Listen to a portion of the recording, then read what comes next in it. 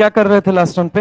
Hydrogen bonding है ना, application of hydrogen bonding. क्या कराया था लास्ट टाइम पे, एक बार दिखाइए नोट्स। अच्छा, के इक्विवेलेंट वाला क्वेश्चन कराया था, क्लोरल हाइड्रेट फ्लोरल हाइड्रेट, ठीक है। अच्छा, ये कुछ कुछ पॉइंट करवाए। चलिए इसके आगे चलते हैं।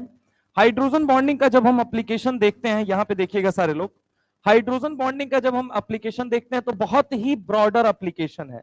जैसे कि आप ऑर्गेनिक के हर चैप्टर के अंदर देखेंगे एक सॉल्युबिलिटी वाला टॉपिक लिखा हुआ है, चाहे वो अगर हम बात करें अल्कोहल फिनॉल ईथर हो, चाहे वो एल्डिहाइड कीटोन कार्बोक्सिलिक एसिड हो, चाहे वो अगर हम बात करें इसके अलावा अपनी अमाइंस हो, या फिर हम बात करते हैं इसके अलावा बायोमोलिक्यूल्स हो, हर जगह हाइड्रोजन बॉन्डिंग के कुछ ना कुछ एप्लीकेशन लिखे हुए हैं। तीसरा, अब भाई पहला में कहाँ फंसा रहे हो यार, हर सैटरडे को भी फंसाते हो, नहीं चेंज। हाँ तो सैटरडे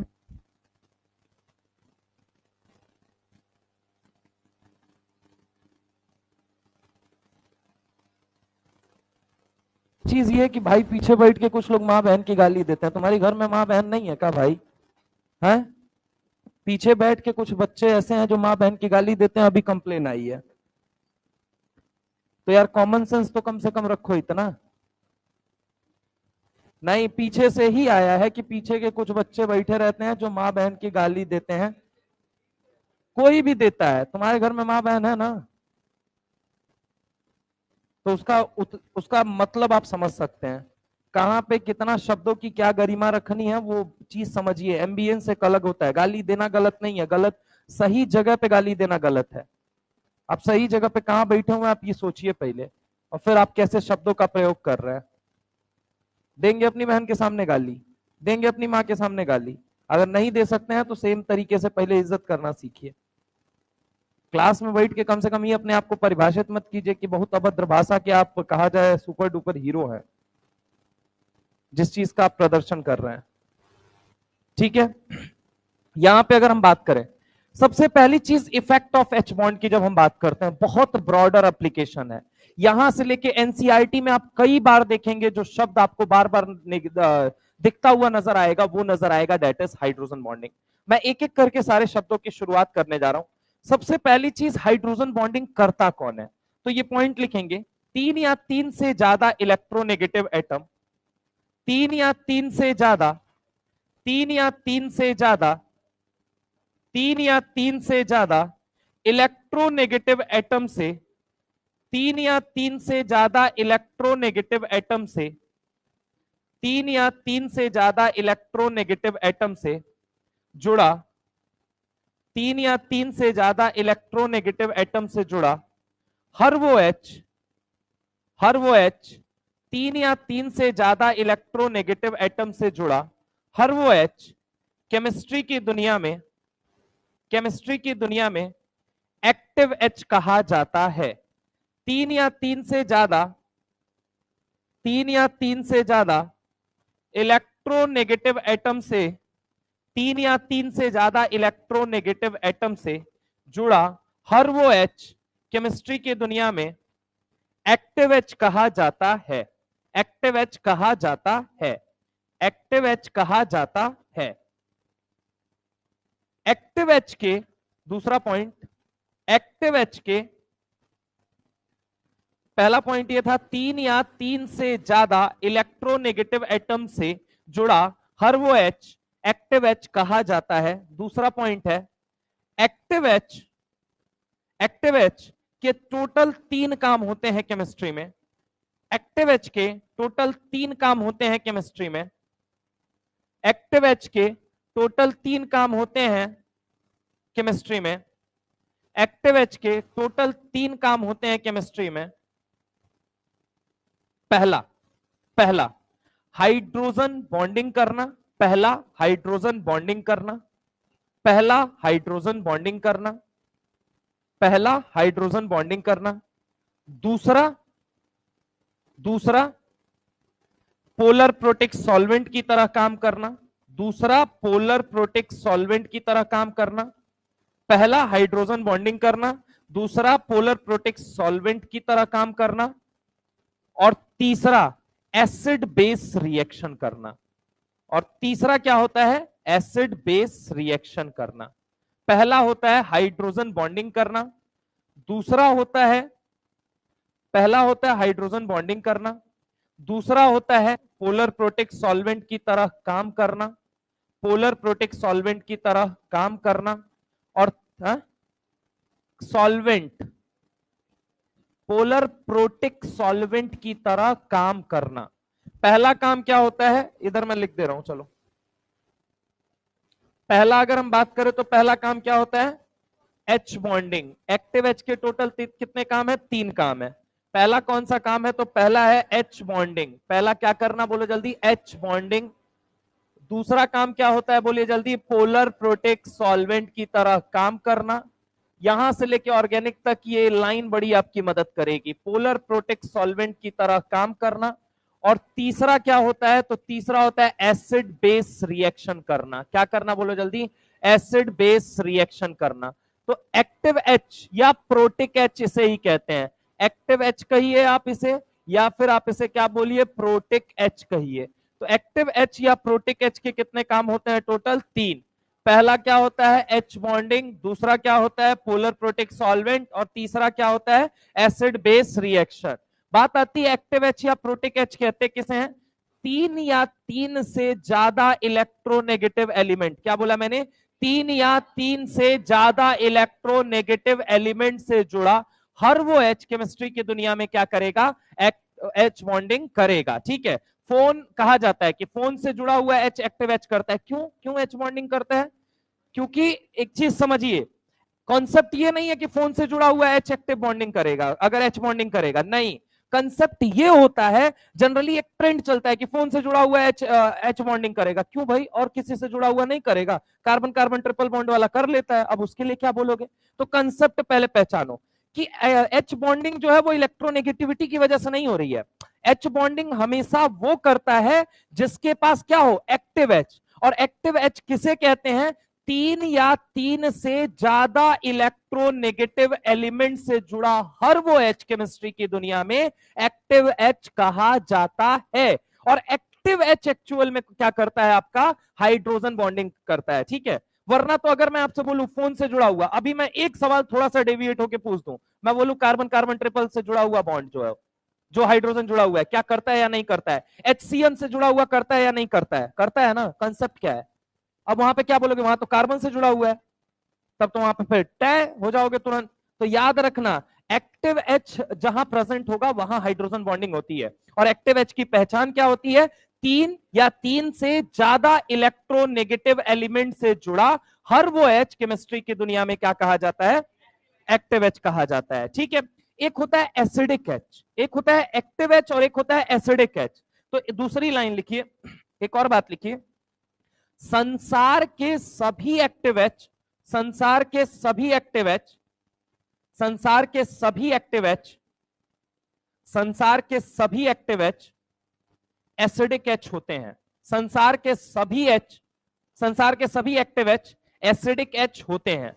संसार के सभी एक्टिव एच एसिडिक एच होते हैं, लेकिन संसार के सभी एसिडिक एच, संसार के सभी एसिडिक एच, संसार के सभी एसिडिक एच एक्टिव एच नहीं होते। संसार के सभी एक्टिव एच एसिडिक एच होते हैं, लेकिन संसार के सभी एसिडिक एच एक्टिव एच नहीं होते हैं। अब बात आती है, सर एसिडिक एच कैसे पहचानेंगे। जनरली क्या होता है कि हम मान के बैठे होते हैं, ठीक है, एक्टिव एच एसिडिक एच सब एकदम एक ही में, दाल भात सब्जी सब मिक्स करके वही खाए जा रहे हैं।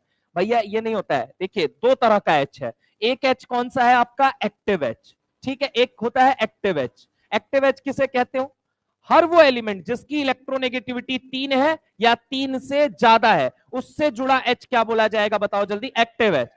अब दूसरा एच आता है कौन सा, एसिडिक एच। कौन सा आता है, एसिडिक एच। 2 तरह के एच का नाम सुनेंगे आप। एक चीज समझिए, जब आप एक्टिव एच या एसिडिक एच, 2 शब्द अलग अलग हैं, एक है एक्टिव एच और एक कौन सा है, एसिडिक एच। संसार के सभी एसिडिक एच एक्टिव एच होते हैं, जरूरी नहीं है, लेकिन संसार के सारे एक्टिव एच एसिडिक एच होते हैं। अब बात आती है, सर एसिडिक एच में कैसे पहचानूंगा बताता हूं आप लोगों को। देखो मैंने क्या बोला, हर वो एलिमेंट जिसकी इलेक्ट्रोनेगेटिविटी कितनी है, बोलो जल्दी, 3 या 3 से ज्यादा। 3 है या 3 से क्या है बोलो जल्दी, ज्यादा। अगर उससे क्या जुड़ गया, 3 या 3 से ज्यादा, कोई भी एलिमेंट है जिसकी इलेक्ट्रोनेगेटिविटी कितनी है बोलो जल्दी, 3 या 3 से ज्यादा। अब अगर इससे H जुड़ा हुआ है तो अपन इसको क्या बोलेंगे, एक्टिव H। क्या ये एसिडिक H है? यस बिल्कुल है।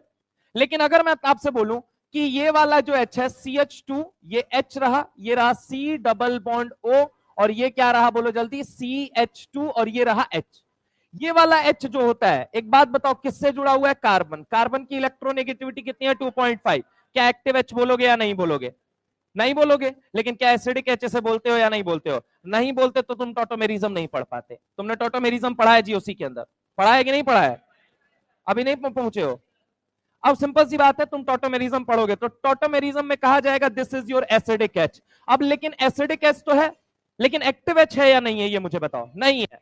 तो याद रखना कि सर एसिडिक H क्या होता है, एसिडिक H क्या होता है, दोनों H अलग अलग चीजें होती हैं। ठीक है।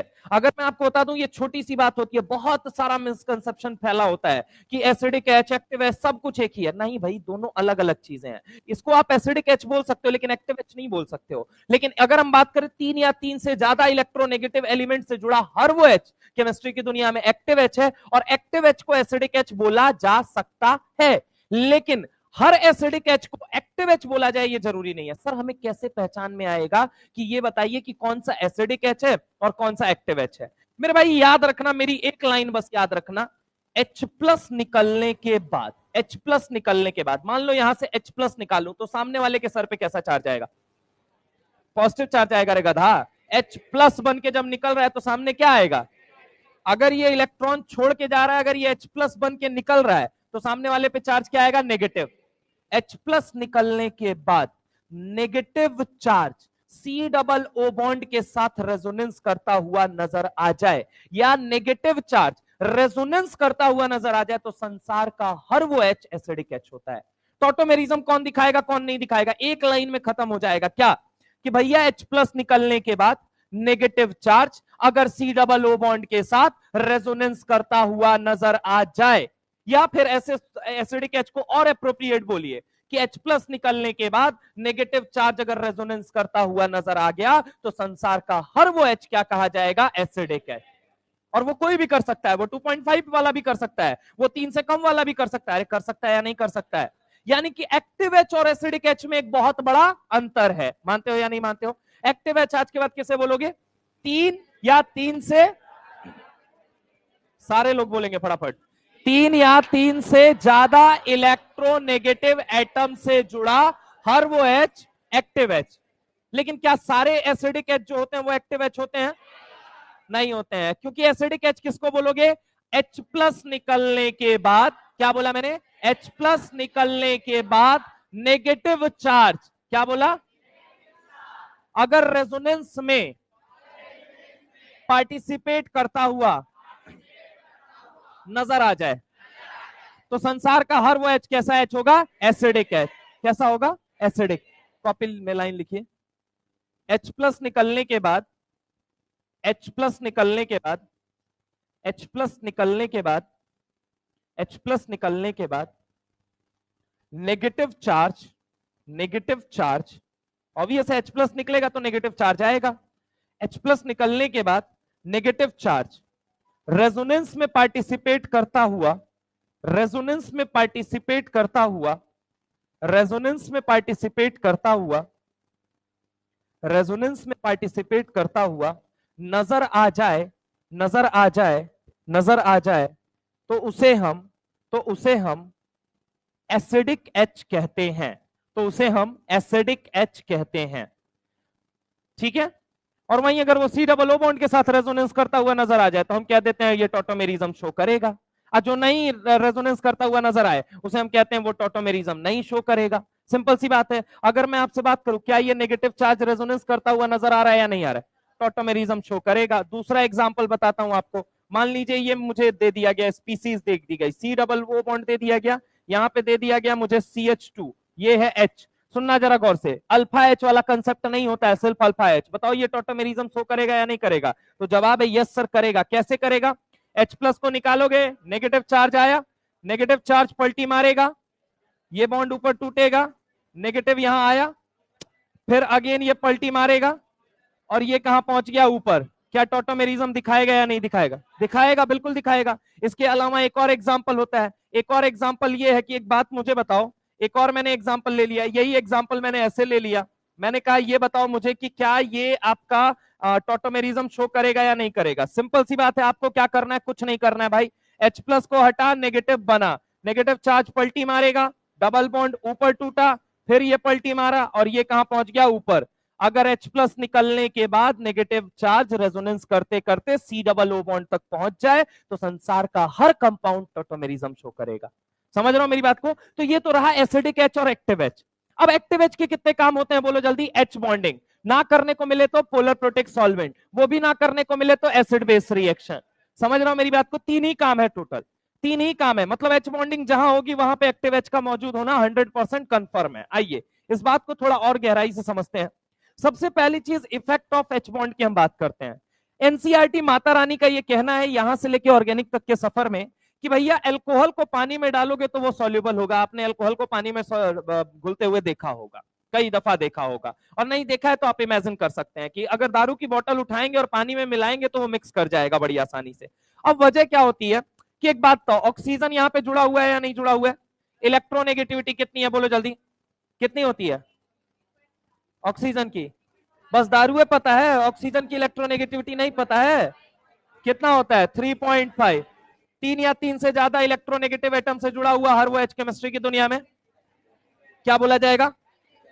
यहां पे ये किससे जुड़ा हुआ है? ऑक्सीजन से। इलेक्ट्रोनेगेटिविटी बोलो 3.5, जुड़ा हुआ है एच, क्या बोला जाएगा? क्या एच बॉन्डिंग करेगा या नहीं करेगा? एच बॉन्डिंग की वजह से ये क्या होता है? सॉल्युबल होता है। क्या होता है बोलो जल्दी? सॉल्युबल। ये क्या होता है बोलो जल्दी? सॉल्युबल। अगर हम बात करें ग्लूकोज हुआ, फ्रक्टोज हुआ, ग्लूकोज और फ्रक्टोज में क्या होता है? OH वाला पार्ट होता है। क्या होता है? OH।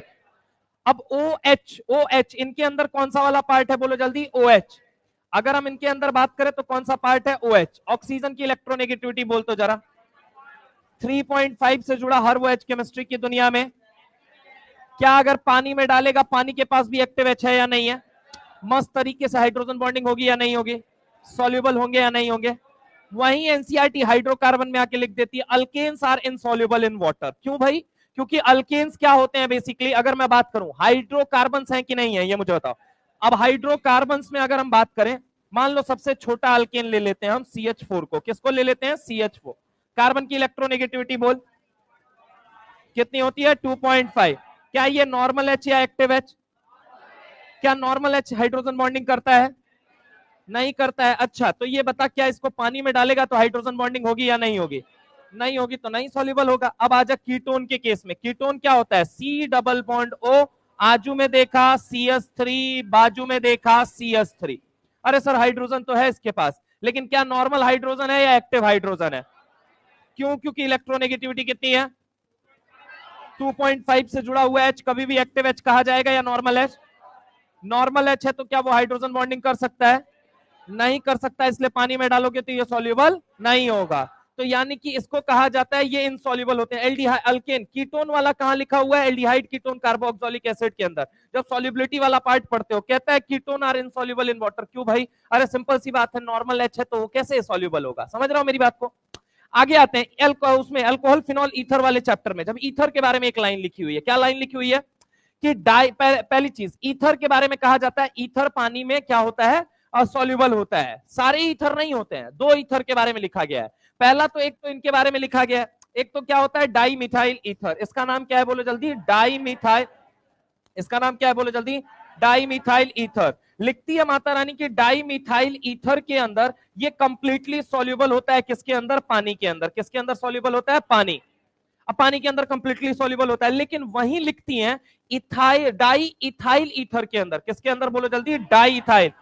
एनसीईआरटी ने फिर लिखा है di ethyl ether are partially soluble in water. अब रीजन पूछा कि रीजन बताओ क्या है, तो देखो इनके आसपास में इतने बल्की ग्रुप है, इतने टन टनाटन वाले ग्रुप है ना कि ये ऑक्सीजन समझने की कोशिश करना। इस ऑक्सीजन के पास लोन पेयर है, इस ऑक्सीजन के पास लोन पेयर है।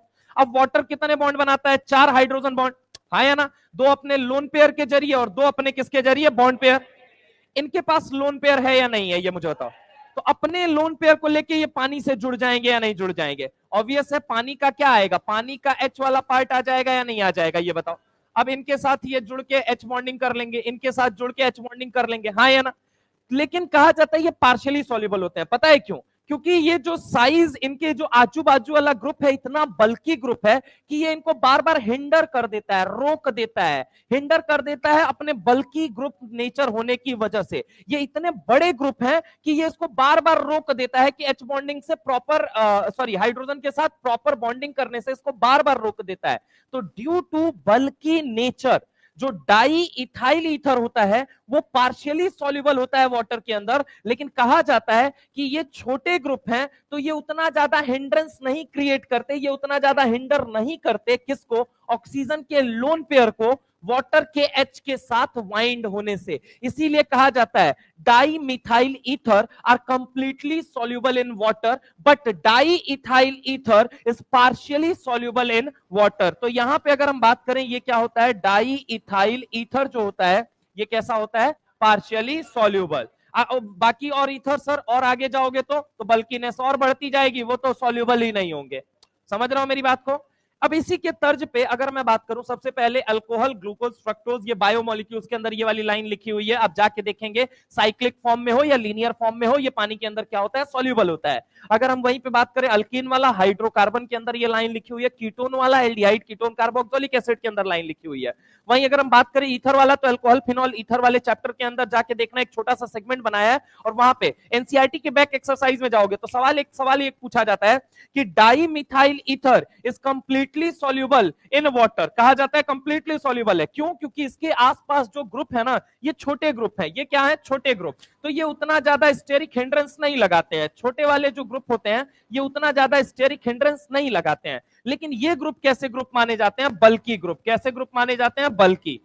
और बल्कि ग्रुप जो होते हैं इनमें क्या होता है, फटाफट अगर हम सोचे तो बल्कि ग्रुप क्या होता है, स्टेरिक हिंड्रेंस बहुत ज्यादा लगाता है, हाइड्रोजन के साथ बाइंड करने से बहुत ज्यादा रोकता है, इसीलिए कहा जाता है दे आर पार्शियली सॉल्युबल। ठीक है, तो इनके बारे में सबसे पहली चीज। अब आगे अगर हम बात करें तो और आगे सुनिएगा, हमने लिया ईथर, हमने लिया अल्कोहल, हमने लिया वाटर। पूछा गया सॉल्युबिलिटी पानी के अंदर किसकी ज्यादा होगी। सवाल हमसे ये पूछा गया कि हमने ले लिया ईथर, हमने ले लिया अल्कोहल, हमने ले लिया पानी, कौन सबसे ज्यादा सॉल्युबल होगा? बता कितने एक्टिव एच दिख रहे हैं, कितने एक्टिव एच, कितने एक्टिव एच, कितने एक्टिव एच, 0।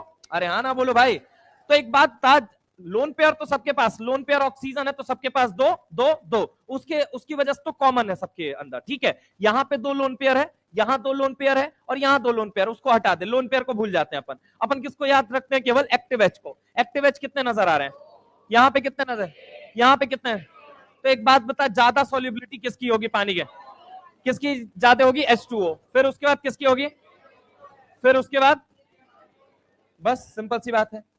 अरे हाँ ना बोलो भाई। ये होता है ऑर्थो हाइड्रोक्सी बेंजल्डिहाइड। इसको क्या नाम देते हैं बोलो जल्दी, ऑर्थो हाइड्रोक्सी बेंजल्डिहाइड। क्या नाम देते हैं, ortho hydroxy benzaldehyde, common naming लिख रखी है। अब सवाल ये पूछा गया, पिछली बार मैंने आपको बता दिया था, सॉलिड एट रूम टेम्परेचर। क्यों?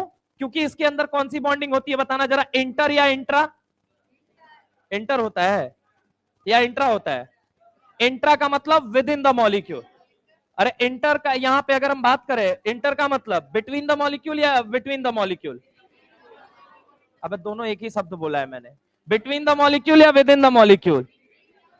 इंट्रा का मतलब क्या होता है, विद इन द मॉलिक्यूल। तो यहां पे कैसी एच बॉन्डिंग हो रही है मुझे बता, इंट्रा हो रही है। और यहां पे बताया था कैसा होता है, इंटर, बिटवीन द मॉलिक्यूल। एक बात मुझे बता, ज्यादा एच बॉन्डिंग कहां हो रही है, इसमें या इसमें, ए या बी में, ए में या बी में? ए में। शराब मत पी के आया करो सुबह सुबह। यहां पे देखो, यहां पे इस एंड पे भी एच बॉन्डिंग होगी और इस एंड पे भी एच बॉन्डिंग होगी। अरे हाँ ना बोलो भाई। एच बॉन्डिंग ज्यादा कहां हो रही है, यहां पे मान लो ये मॉलिक्यूल, इसको नाम दे दिया मैंने M1। अब ये M1 दूसरे मॉलिक्यूल से जुड़ेगा, फिर ये M1 फिर अगले मॉलिक्यूल से, फिर ये M1 अगले मॉलिक्यूल से। तो एच बॉन्डिंग ज्यादा कहां देखने को मिल रही है, और जितनी ज्यादा एच बॉन्डिंग होगी उतना ज्यादा क्या होगा, बोलो जल्दी, सॉल्युबिलिटी। इसीलिए एनसीईआरटी में फिर एक बात लिखती है कि para hydroxy benzaldehyde is more soluble in water as compare to ortho hydroxy benzaldehyde. Reason क्या है बताइए जरा, रीजन क्या है, इंटरमोलिक्यूलर एच बॉन्डिंग। ठीक है, अच्छा ये सॉलिड वाली बात मैंने आपको बता दी थी कि ज्यादा चिपके होने की संभावना होती है रूम टेम्परेचर के ऊपर। तो सॉल्युबिलिटी के ऊपर ये पहला पॉइंट नोट करेंगे, सॉल्युबिलिटी पे। इफेक्ट ऑफ एच बॉन्डिंग में 3 पॉइंट्स पढ़ने बहुत इंपॉर्टेंट है, सॉल्युबिलिटी, विस्कोसिटी एंड इसके बाद सरफेस टेंशन।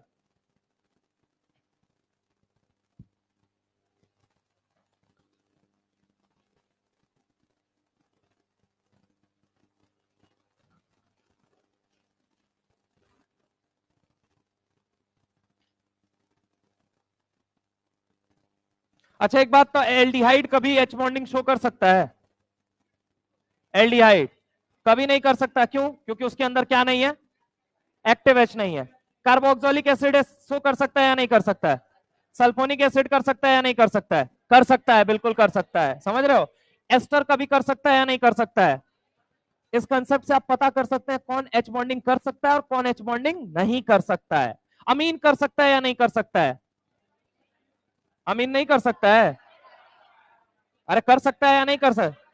हिंसबर्ग रिएजेंट के अंदर बड़ा काम आता है अमीन का, एच बॉन्डिंग वाला कंसेप्ट ही, अगर आप ध्यान देंगे तो।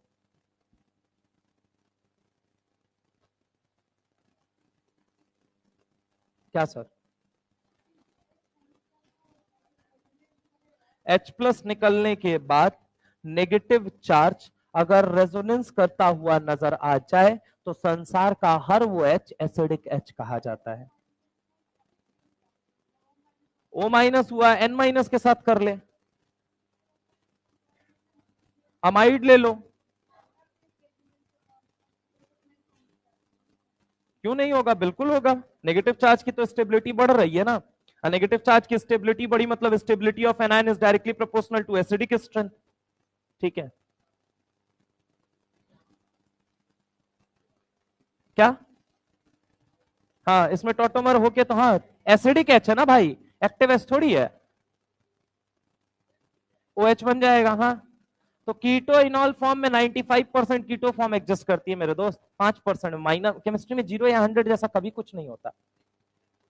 वो तो ओ एच बन गया ना, तो ओ एच बन गया तो वो तो एल्कोहल बन गया तुम्हारा, और एल्कोहल बन गया इनॉल, इसीलिए तो ऑल क्यों वर्ड आया है, कीटो इनॉल। इनॉल कहने का मतलब यहां डबल बॉन्ड बन जाएगा, इन का ईएन उठा लिया गया और ओ एच का ओ एल उठा लिया गया, इनॉल, इसीलिए शब्द बना है वो कीटो इनॉल। कीटो इनॉल, नाइट्रो एसी, अमाइडो इमीडो, ये 3 सिस्टम के आपने वो पढ़े होंगे। साइनो आइसोसाइनो,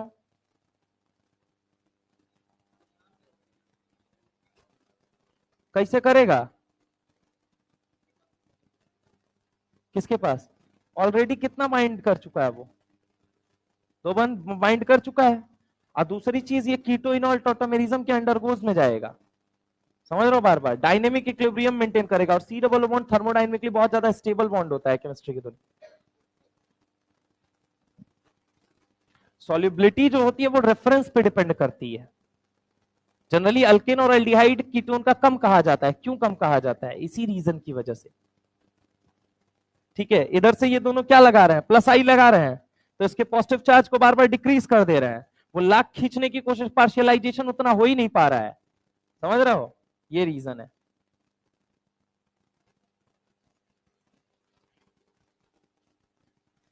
अगर मैं आपको दे दूं एसिड दे दूं और आपको मैं ईथर दे दूं, बताइए कौन ज्यादा सॉल्युबल होगा? एसिड। क्लियर, इस कंसेप्ट से आप खट से पता कर लेंगे। मैं आपको दे दूं एसिड दे दूं, अमाइड दे दूं, COONH2 को कहते हैं अमाइड और COOH को कहते हैं एसिड, कौन ज्यादा सॉल्युबल होगा? है? एसिड होगा भाई, एक जगह OH है दूसरी जगह NH2 है, तो नाइट्रोजन अच्छी एच बॉन्डिंग करेगा या OH अच्छी अच्छी? तो एसिड अच्छा है या अमाइड अच्छा? अच्छा मैंने ले लिया क्या आपसे, आपके सामने मैंने मान लो क्या ले लिया, मैंने अल्कोहल ले लिया, मैंने अमाइड ले लिया, आप बताओ कौन ज्यादा सॉल्युबल होगा? अल्कोहल ज्यादा होगा compare to amide.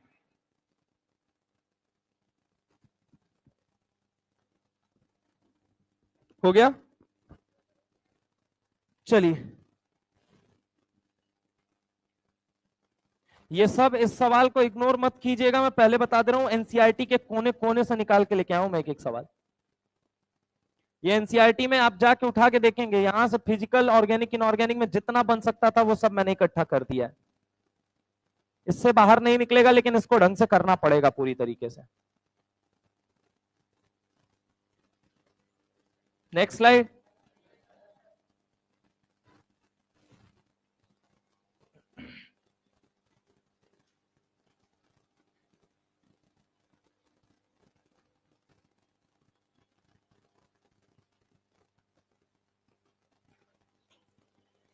Next chapter आपका डीएनएफ ब्लॉक होगा, मिल गया होगा आपको प्लानर, उसमें डीएनएफ ब्लॉक आ गया है और वो कल स्टार्ट हो जाएगा। पहले सोचा था कोऑर्डिनेशन, लेकिन 3 दिन की छुट्टी मेरी दशहरा खा गया।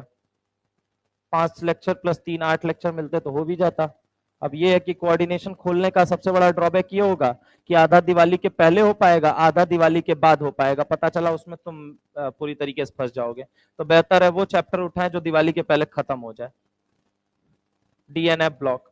और डीएनएफ ब्लॉक अगर सही तरीके से आप लोगों का वो रहा, 3 लेक्चर मेरे को लगते हैं मिनिमम, ठीक है, 3 लेक्चर में वो कंप्लीट हो जाएगा। और अगर डीएनएफ ब्लॉक कंप्लीट हो गया तो 11th का पी ब्लॉक भी आप दिवाली के पहले मुझसे कंप्लीट करवा सकते हो। यानी अपना दिवाली के बाद जो बचेगा वो बचेगा आपका क्या, क्लास 12th का P block and coordination compound. और जैसे ही वो दोनों कंप्लीट हो गए तुरंत सर्विस सर की एंट्री हो जाएगी, ठीक है। तो ये बेनिफिट होगा थोड़ा सा, मतलब हाँ, ये अगर आप चाहें थोड़ा सा सपोर्ट दिखाएंगे, थोड़ा जल्दी लिखेंगे, तो ये हो जाएगा कि दिवाली के पहले पहले अपना 11th खत्म हो जाएगा, 12th का एक चैप्टर खत्म हो जाएगा, बचेगा अपना सिर्फ 2 चैप्टर बचेगा, यानी कि कोऑर्डिनेशन कंपाउंड और बचेगा पी ब्लॉक दिवाली। हाँ हाँ, सॉल्ट एनालिसिस लास्ट में है, लास्ट में है, फरवरी। हाँ हाँ, चेक किया था मैंने। हाँ हाँ, खुला हुआ है, आपके लिए पूरा घर खोल दिया है सर। हाँ हाँ, वही तो अगले लेक्चर में लगेगा, वही तो कह रहा हूँ, कल स्टार्ट हो जाएगा। कल ये थोड़ी बोला लेक्चर 1 है, वही तो बोला है कल स्टार्ट हो जाएगा, आज कुछ और कल कुछ। हाँ नहीं, solubility is directly proportional to hydrogen bonding। हाँ, तो वो भी soluble है। एक्टिव एच नहीं है, एक्सटेंट होता है हमेशा कि कोई soluble है, ज्यादा है, कोई कम है, क्यों है, ठीक है। किसका? हाँ, पैरा का solubility ऑब्वियस है ज्यादा। विस्कोसिटी अभी आगे आएगा, वेट करो। विस्कोसिटी 2-3 फैक्टर पे डिपेंड करता है, समझ रहे हो, हाइड्रोजन बॉन्डिंग पे भी डिपेंड करता है। और अगर हम बात करें, चूंकि यहाँ पे हाइड्रोजन बॉन्डिंग ज्यादा है, इस वजह से हम ये कह सकते हैं कि विस्कस फ्लूइड ये ज्यादा बेहतर होगा, गाढ़ापन इसके अंदर थोड़ा ज्यादा आएगा कंपेयर टू ऑर्थो के, ठीक है। अभी आएगा विस्कोसिटी, सॉल्युबिलिटी के बाद विस्कोसिटी ही आएगा। चले, हाँ, पोलर, पोलर प्रोटिक सॉल्वेंट आपको पहचानना सिखा दे रहा हूं, रुको। ये देखो यहाँ पे पोलर प्रोटिक सॉल्वेंट, आज के बाद दिक्कत मत लेना। देखो सॉल्वेंट जो होते हैं वो 2 तरीके के होते हैं, वो 2 तरीके के होते हैं, एक होते हैं पोलर और एक कौन से होते हैं, नॉन पोलर। अब पोलर सॉल्वेंट भी 2 तरह के होते हैं, एक होता है पोलर एप्रोटिक, पोलर एप्रोटिक, और एक कौन सा होता है, पोलर प्रोटिक। देखो जो चार्ज तो है, पोलर वर्ड का मतलब क्या होता है, चार्ज, जो चार्ज तो है, और प्रोटिक अगर हम बात करें, पोलर प्रोटिक, समझ रहे हो मेरी बात को, तो जो चार्ज तो है साथ में उसके पास क्या है, एक्टिव एच है, उसे हम क्या बोलेंगे, पोलर प्रोटिक सॉल्वेंट। जो चार्ज तो है लेकिन उसके पास एक्टिव एच एब्सेंट है। एक्टिव एच किसे अब कहते हैं, 3 या 3 से ज्यादा इलेक्ट्रोनेगेटिव एटम से जुड़ा हुआ हर वो एच केमिस्ट्री की दुनिया में एक्टिव एच। एक्टिव एच नहीं है लेकिन पोलर फिर भी है। फॉर एग्जाम्पल, बहुत बेहतरीन एग्जाम्पल देता हूं, एसीटोन। एसीटोन दुनिया का सबसे छोटा कीटोन, नाम है एसीटोन। यहां पे देखिएगा जरा गौर से, ये एसीटोन दुनिया का सबसे छोटा कीटोन। एक बात तो, partial delta positive, partial delta negative, polar है, यस है, लेकिन क्या एक्टिव एच है, नहीं है। एसीटोन कैसा सॉल्वेंट है आप बताइए मुझे, पोलर एप्रोटिक सॉल्वेंट। कैसा है, एपोलर एप्रोटिक सॉल्वेंट। दूसरा आ जाइए, ईथर आप लेते हैं, ईथर आप लेते हैं मीडियम में, ठीक है। अब आर और आर का मतलब क्या हो गया, CS3, partial delta negative, partial delta positive, polar तो है लेकिन एक्टिव एच है या नहीं है, नहीं है, तो हम इसको क्या बोलेंगे, बोलो जल्दी, पोलर एप्रोटिक सॉल्व। एक और एग्जांपल ले लो, चलो, हालांकि काम यही दोनों आएंगे लेकिन एक और ले लो, CS3, C double bond O, और यहां पे क्या ले लिया आपने, H, ठीक है। Partial delta positive, partial delta negative, aldehyde क्या है, यहां पे अगर हम बात करें, हाइड्रोजन है, हाइड्रोजन है, लेकिन एक्टिव हाइड्रोजन है या नॉर्मल हाइड्रोजन है, मतलब एक्टिव हाइड्रोजन क्या है, एब्सेंट, और अगर एब्सेंट है तो हम इसको क्या नाम देंगे, बोलो जल्दी, पोलर एप्रोटिक सॉल्वेंट। अगर हम बात करें पोलर प्रोटिक क्या होता है, मान लीजिए आपने क्या ले लिया, बोलिए जल्दी, पानी, क्या ले लिया, बोलिए जल्दी, पानी, एक्टिव एच है या नहीं है, बोलो जल्दी। अगर पानी सॉल्वेंट की तरह काम करेगा तो यहाँ पार्शियल डेल्टा नेगेटिव और यहाँ कैसा चार्ज आएगा, पार्शियल डेल्टा पॉजिटिव, पोलर है या नहीं है, एक्टिव एच है या नहीं है, तो इसको हम क्या बोलेंगे, पोलर प्रोटिक सॉल्वेंट। इसके अलावा अगर हम बात करते हैं RnH2, किसकी बात करते हैं, RnH2, एक बात बताइए, इलेक्ट्रोनेगेटिविटी 3 है तो जुड़ा हुआ H क्या बोला जाएगा, बताइए जरा, एक्टिव H, एक्टिव H बोला जाएगा या नहीं बोला जाएगा। तो एक बात बताइए, partial delta negative, partial delta positive, polar है या नहीं है, ये बताइए, एक्टिव H है या नहीं है, कैसा solvent, polar, polar protect. Alcohol ले लीजिए मेरे भाई, एल्कोहल ले लीजिए आप, एल्कोहल ले लीजिए, क्या एक बात बताइए, partial delta negative, partial delta positive, polar है या नहीं है, ये बताओ। इलेक्ट्रोनेगेटिविटी कितनी है, 3.5, हाइड्रोजन की 2.1, तो यहाँ पे डेल्टा ईएन का डिफरेंस आएगा, पोलैरिटी आएगी, क्या पोलर है या नहीं है, एक्टिव एच है या नहीं है, सॉल्वेंट का नाम पोलर प्रोटेक्ट सॉल्वेंट। अब पोलर एप्रोटिक सॉल्वेंट कौन सा होता है, जो सॉल्वेंट की तरह काम करे, पोलर भी हो लेकिन उसके पास क्या ना हो, एक्टिव एच ना हो, तो उसे हम बोलते हैं polar aprotic solvent. Sir non polar कौन सा होता है, चार को एग्जांपल बता रहा हूं, याद रखना बस। बेंजीन है, डाइपोल मूवमेंट कितना आता है, 0। CH4 है, ये डाइपोल मूवमेंट कितना आता है, 0। CCl4 है, डाइपोल मूवमेंट कितना आता है, 0। CS2 है, डाइपोल मूवमेंट कितना आता है, 0। तो यहाँ पे अगर म्यू की वैल्यू 0 आ जाए, यानी डाइपोल मूवमेंट जिसका 0 होता है वो क्या होता है, हमेशा नॉन पोलर, और जिसका डाइपोल मूवमेंट 0 ना हो उसे हम क्या बोलते हैं, पोलर। पोलर की कैटेगरी कितनी है, 2, पोलर प्रोटेक और पोलर एप्रोटेक। अब ये SN1 SN2 E1 E2 reaction के अंदर बहुत ज्यादा आपको काम आएगी। Anyway, come to the point again, हम कहां आ गए, अपने मुद्दे पे आ जाते हैं। मुद्दे की बात ये है, ये कंपेयर सॉल्युबिलिटी में ये वाला पॉइंट हो गया। चलिए आगे चलते हैं, और आगे चलने के बाद से viscosity is directly proportional to H bonding, viscosity is directly proportional to H bonding। Viscosity का मतलब क्या होता है, गाढ़ापन, क्या होता है, गाढ़ापन। शहद की विस्कोसिटी बहुत ज्यादा हाई होती है, ठीक है, गाढ़ापन बहुत ज्यादा होता है उसके अंदर। अब समझिएगा, यहाँ पे कितने एक्टिव एच आपको दिख रहे हैं, नॉर्मल बात करो, कितने दिख रहे हैं, कितने दिख रहे हैं, और कितने यहाँ पे, अगर मान लो एक ग्लूकोज में लिख देता हूं, क्या लिख देता हूं, ग्लूकोज, ठीक है, तो ग्लूकोज में कितने OH होते हैं, 5, कितने होते हैं, 5, 5 नहीं, ओपन अगर हम रिंग फॉर्म में बात करें तो 4 होते हैं, कितने होते हैं, 4, यानी कि 4 OH के होने का मतलब कितने एक्टिव हाइड्रोजन है इसके पास, इसके पास, इसके पास, इसके पास, सबसे ज्यादा H बॉन्डिंग, देन उसके बाद, देन उसके बाद, देन उसके बाद, यानी कि अगर हम बात करें ग्लूकोज की H बॉन्डिंग सबसे ज्यादा, उसके बाद किसकी होती है, ग्लिसरॉल, उसके बाद किसकी होती है, ग्लाइकॉल, फिर उसके बाद किसका होता है, क्या ये बात समझ में आई या नहीं आई। अगला सवाल है, ईथर लिया, अल्कोहल लिया, वाटर लिया, बोला कौन ज्यादा विस्कस होता है। दारू को कभी हाथ पे गिराए हो, नहीं गिराए हो, हम गिराए इसलिए बता रहे हैं, ठीक है। हाँ, तो एक्सपेरिमेंट करोगे तुम भी गिरा लेना लैब के अंदर, समझ रहे हो, तो जो गिराओगे ना तो बड़ा ठंडा ठंडा फीलिंग आती है। चलो उसकी फीलिंग बताते हैं। होम्योपैथिक की दवा कभी गिराए हो हाथ के ऊपर, क्या कर रहे हो भाई, होम्योपैथिक की दवा गिराए हो कभी हाथ पे, ठंडा ठंडा होता है या नहीं होता है, होता है या नहीं होता है। सैनिटाइजर को कभी हाथ में लगाए हो, उड़ जाता है या नहीं उड़ जाता है, अल्कोहल होता है उसके अंदर, समझ रहे हो मेरी बात। गाढ़ापन ज्यादा होता है, गाढ़ापन कम। पानी को लगाते हो तो पानी तो गीला कर देता है हाथ को, सैनिटाइजर लगाते हो उड़ जाता है थोड़ी देर में, काहे, पानी का गाढ़ापन क्या है, ज्यादा है कंपेयर टू अल्कोहल। समझ रहा हो मेरी बात को। दारू में ही अभी गिराए होगे, लेकिन सैनिटाइजर तो गिराए होगे, मान लो बहन है तो कहां से गिराओगे, है ना। लेकिन अगर हम तुमसे बात करते हैं, आप जाइए दारू से हाथ धुल के आइए, ठीक है, दारू बोले तो अल्कोहल से हाथ धुल के आइए, देखिए 5 मिनट बाद आपका हाथ सूख जाएगा। पानी धुल के आइए, तुरंत नहीं सूखेगा, थोड़ा टाइम ज्यादा लगेगा। काहे कि पानी का क्या है, गाढ़ापन ज्यादा है। अब क्यों ज्यादा है वो सुनिए। पानी के अंदर कितने एक्टिवेट्स दिख रहे हैं, अल्कोहल के अंदर, ईथर के अंदर, सन्नाटा, हाँ या ना। तीनों में अगर पानी, दारू और ईथर ले लिया जाए और पूछा जाए बताइए किसका गाढ़ापन ज्यादा होगा, तो आंसर क्या होगा। उसके बाद किसका होगा, फिर उसके बाद एल्कोहल फिनॉल ईथर में दिया गया है ये ऑर्डर, मैं बता दे रहा हूं।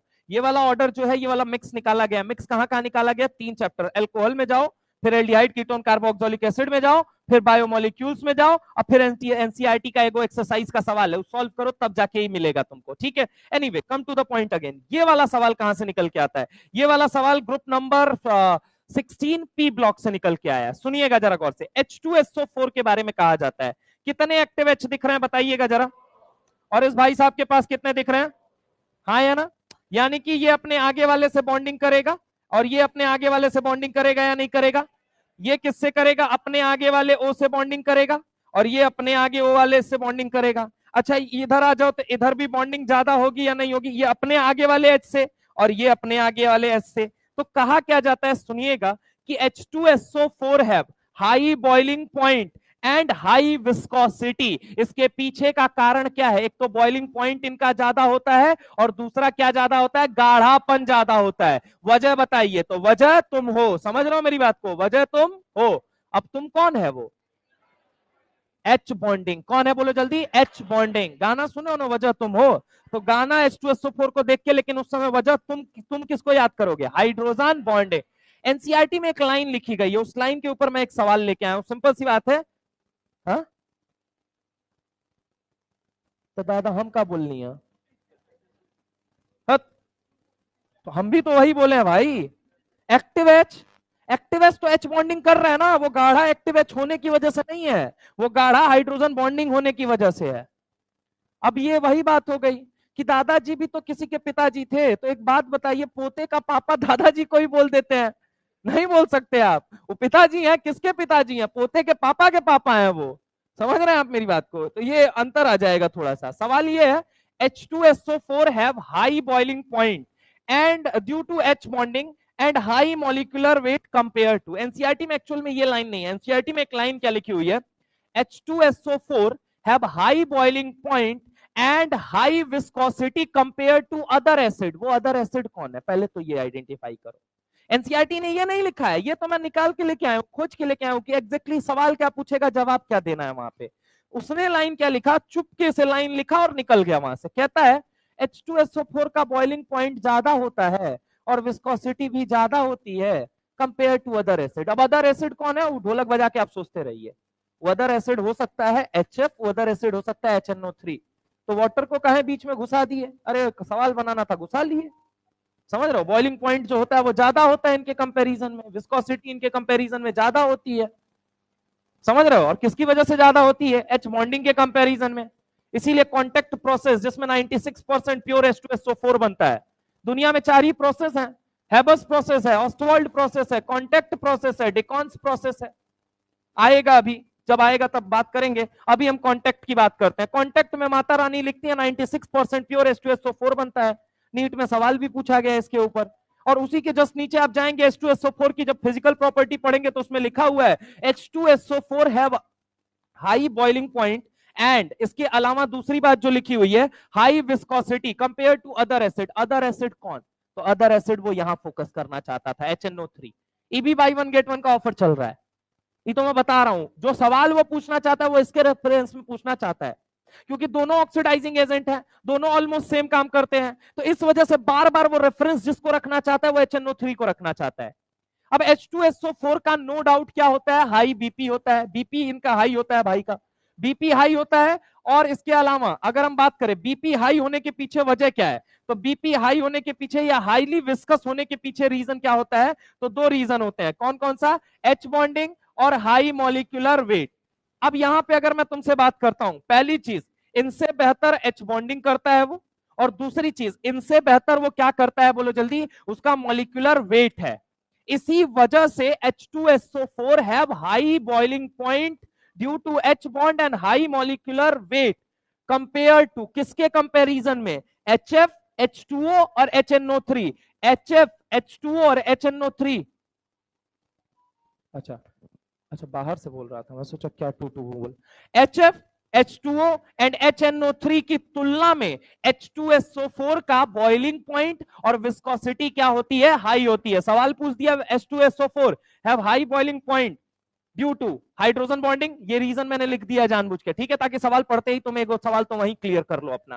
Due to H bonding and high molecular weight, compare to, किसके कंपैरिजन में? कंपेयर टू अदर एसिड, उसने लिख दिया अदर एसिड। अब अदर एसिड में कौन आया? तो अदर एसिड में बेसिकली वो मेंशन करना चाहता था HNO3, लेकिन ज्ञान की बात तुमको बता रहे हैं ढंग से। एनसीईआरटी में फिर एक जगह लिखा हुआ है HF और H2O की तुलना में भी H2SO4 का जो कहा जाता है ये बॉइलिंग पॉइंट होता है वो ज्यादा होता है। अब कैसे ज्यादा होता है? Due to hydrogen bonding and high molecular weight. Answer क्या चला जाएगा?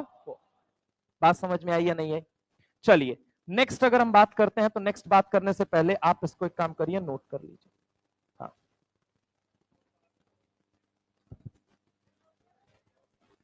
इसके पीछे वाला, अबे ये तो नोट कर लिए थे भाई। अबे तो ये कहां नोट किए हो तुम लोग? अरे वो अंतिम में नोट करना, वो ऑर्गेनिक में पढ़ाया जाता है, वो मैंने बता दिया है बस।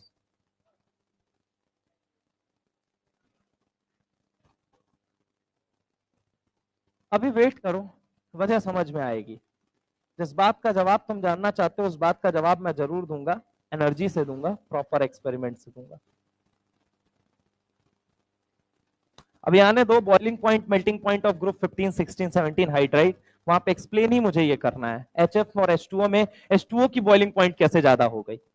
28 किलो कैलोरी पर मोल की एनर्जी लगती है H2O के चारों हाइड्रोजन बॉन्ड को तोड़ने के लिए, और जबकि 20 किलो कैलोरी पर मोल की एनर्जी लगती है HF के दोनों बॉन्ड को तोड़ने के लिए, और वहीं पे 12 किलो कैलोरी पर मोल की एनर्जी लगती है इनको तोड़ने के लिए, HNO सॉरी नाइट्रोजन के। इसीलिए extent of H bonding H2O में सबसे ज्यादा होती है, देन HF में होती है, देन किस में होती है? NH3 में होती है। हाँ, चार हाइड्रोजन बॉन्डिंग मैटर नहीं करता है, एनर्जी कितनी लगानी पड़ रही है। हाँ, सारा खेल H बॉन्ड की वजह से ही, वही तो लिखा है H बॉन्ड। 5 होगा, कौन से फॉर्म में होगा? लीनियर फॉर्म में होगा। साइक्लिक फॉर्म में वो मैक्सिमम किस किस फॉर्म में रहता है? साइक्लिक फॉर्म में रहता है ग्लूकोज, ठीक है। लीनियर फॉर्म में कितना परसेंट रहता है? नहीं पता है, 64% और 36% का रेशियो आता है। 0.02% लीनियर फॉर्म में रहता है केवल।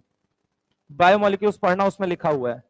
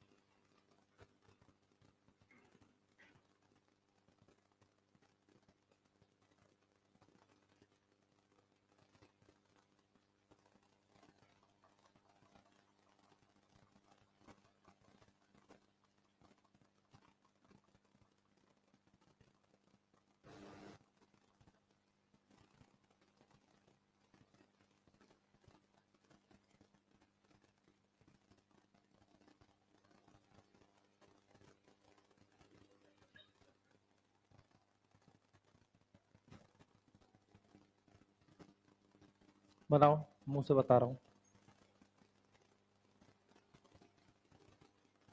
CHO, एगो लाइन खींचो नीचे तक, नीचे तक खींचो। CH2OH, 4 को लाइन मारो ऐसे बीच में, 1 2 3 4। हाँ, ऊपर लिख लिए CHO, नीचे लिख लिए CH2OH। अब एगो लाइन खींचो लंबी सी, 4 को लाइन मारो, 1 2 3 4, ठीक है। इधर OH जोड़ो। हाँ, OH लिखो ना पहले नंबर पे इधर, दूसरे वाले में इधर लिखो, तीसरे वाले में इधर लिखो OH। एक OH यहां लिखो, दूसरा OH इधर लिखो। अरे गधा, 4 गो लाइन खींचे हो, 1 2 3 4 करो ना। हाँ भाई, 1 2 3 4 पॉइंट मार्क करना पहले। कर लिया? एक पे OH उधर, एक पे OH इधर, तीसरे पे OH उधर, चौथे पे OH उधर, चारों OH एक साइड हो गए तो एलोस कहा जाता है उनको। ठीक है, चले। H2SO4 have high boiling point due to hydrogen bond and high molecular weight compared to other acid। other acid में कौन है? तो बेसिकली वो HNO3।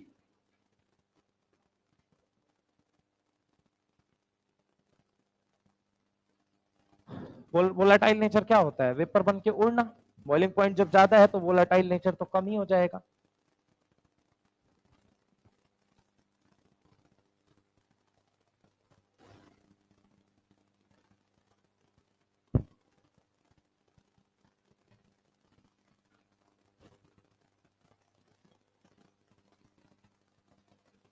क्लोरल हाइड्रेट और फ्लोरल हाइड्रेट वगैरह वगैरह तो करा दिया था ना, याद है? नहीं होगा। लेविस एसिडिक स्ट्रेंथ,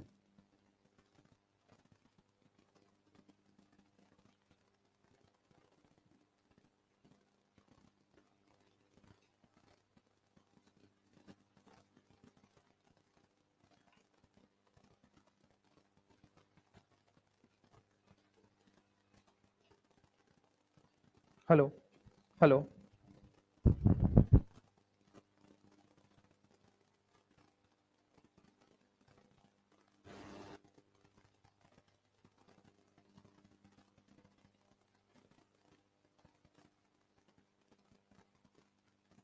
चलिए चलो आगे आते हैं। इसके बाद आगे आते हैं। Prove that H3O can form H bonding. Chemical equilibrium एक बार खोलिए आप लोग, chemical and ionic equilibrium chapter है, उसमें एक बॉक्स बनाया हुआ है, चैप्टर है, एनसीईआरटी लाए हो।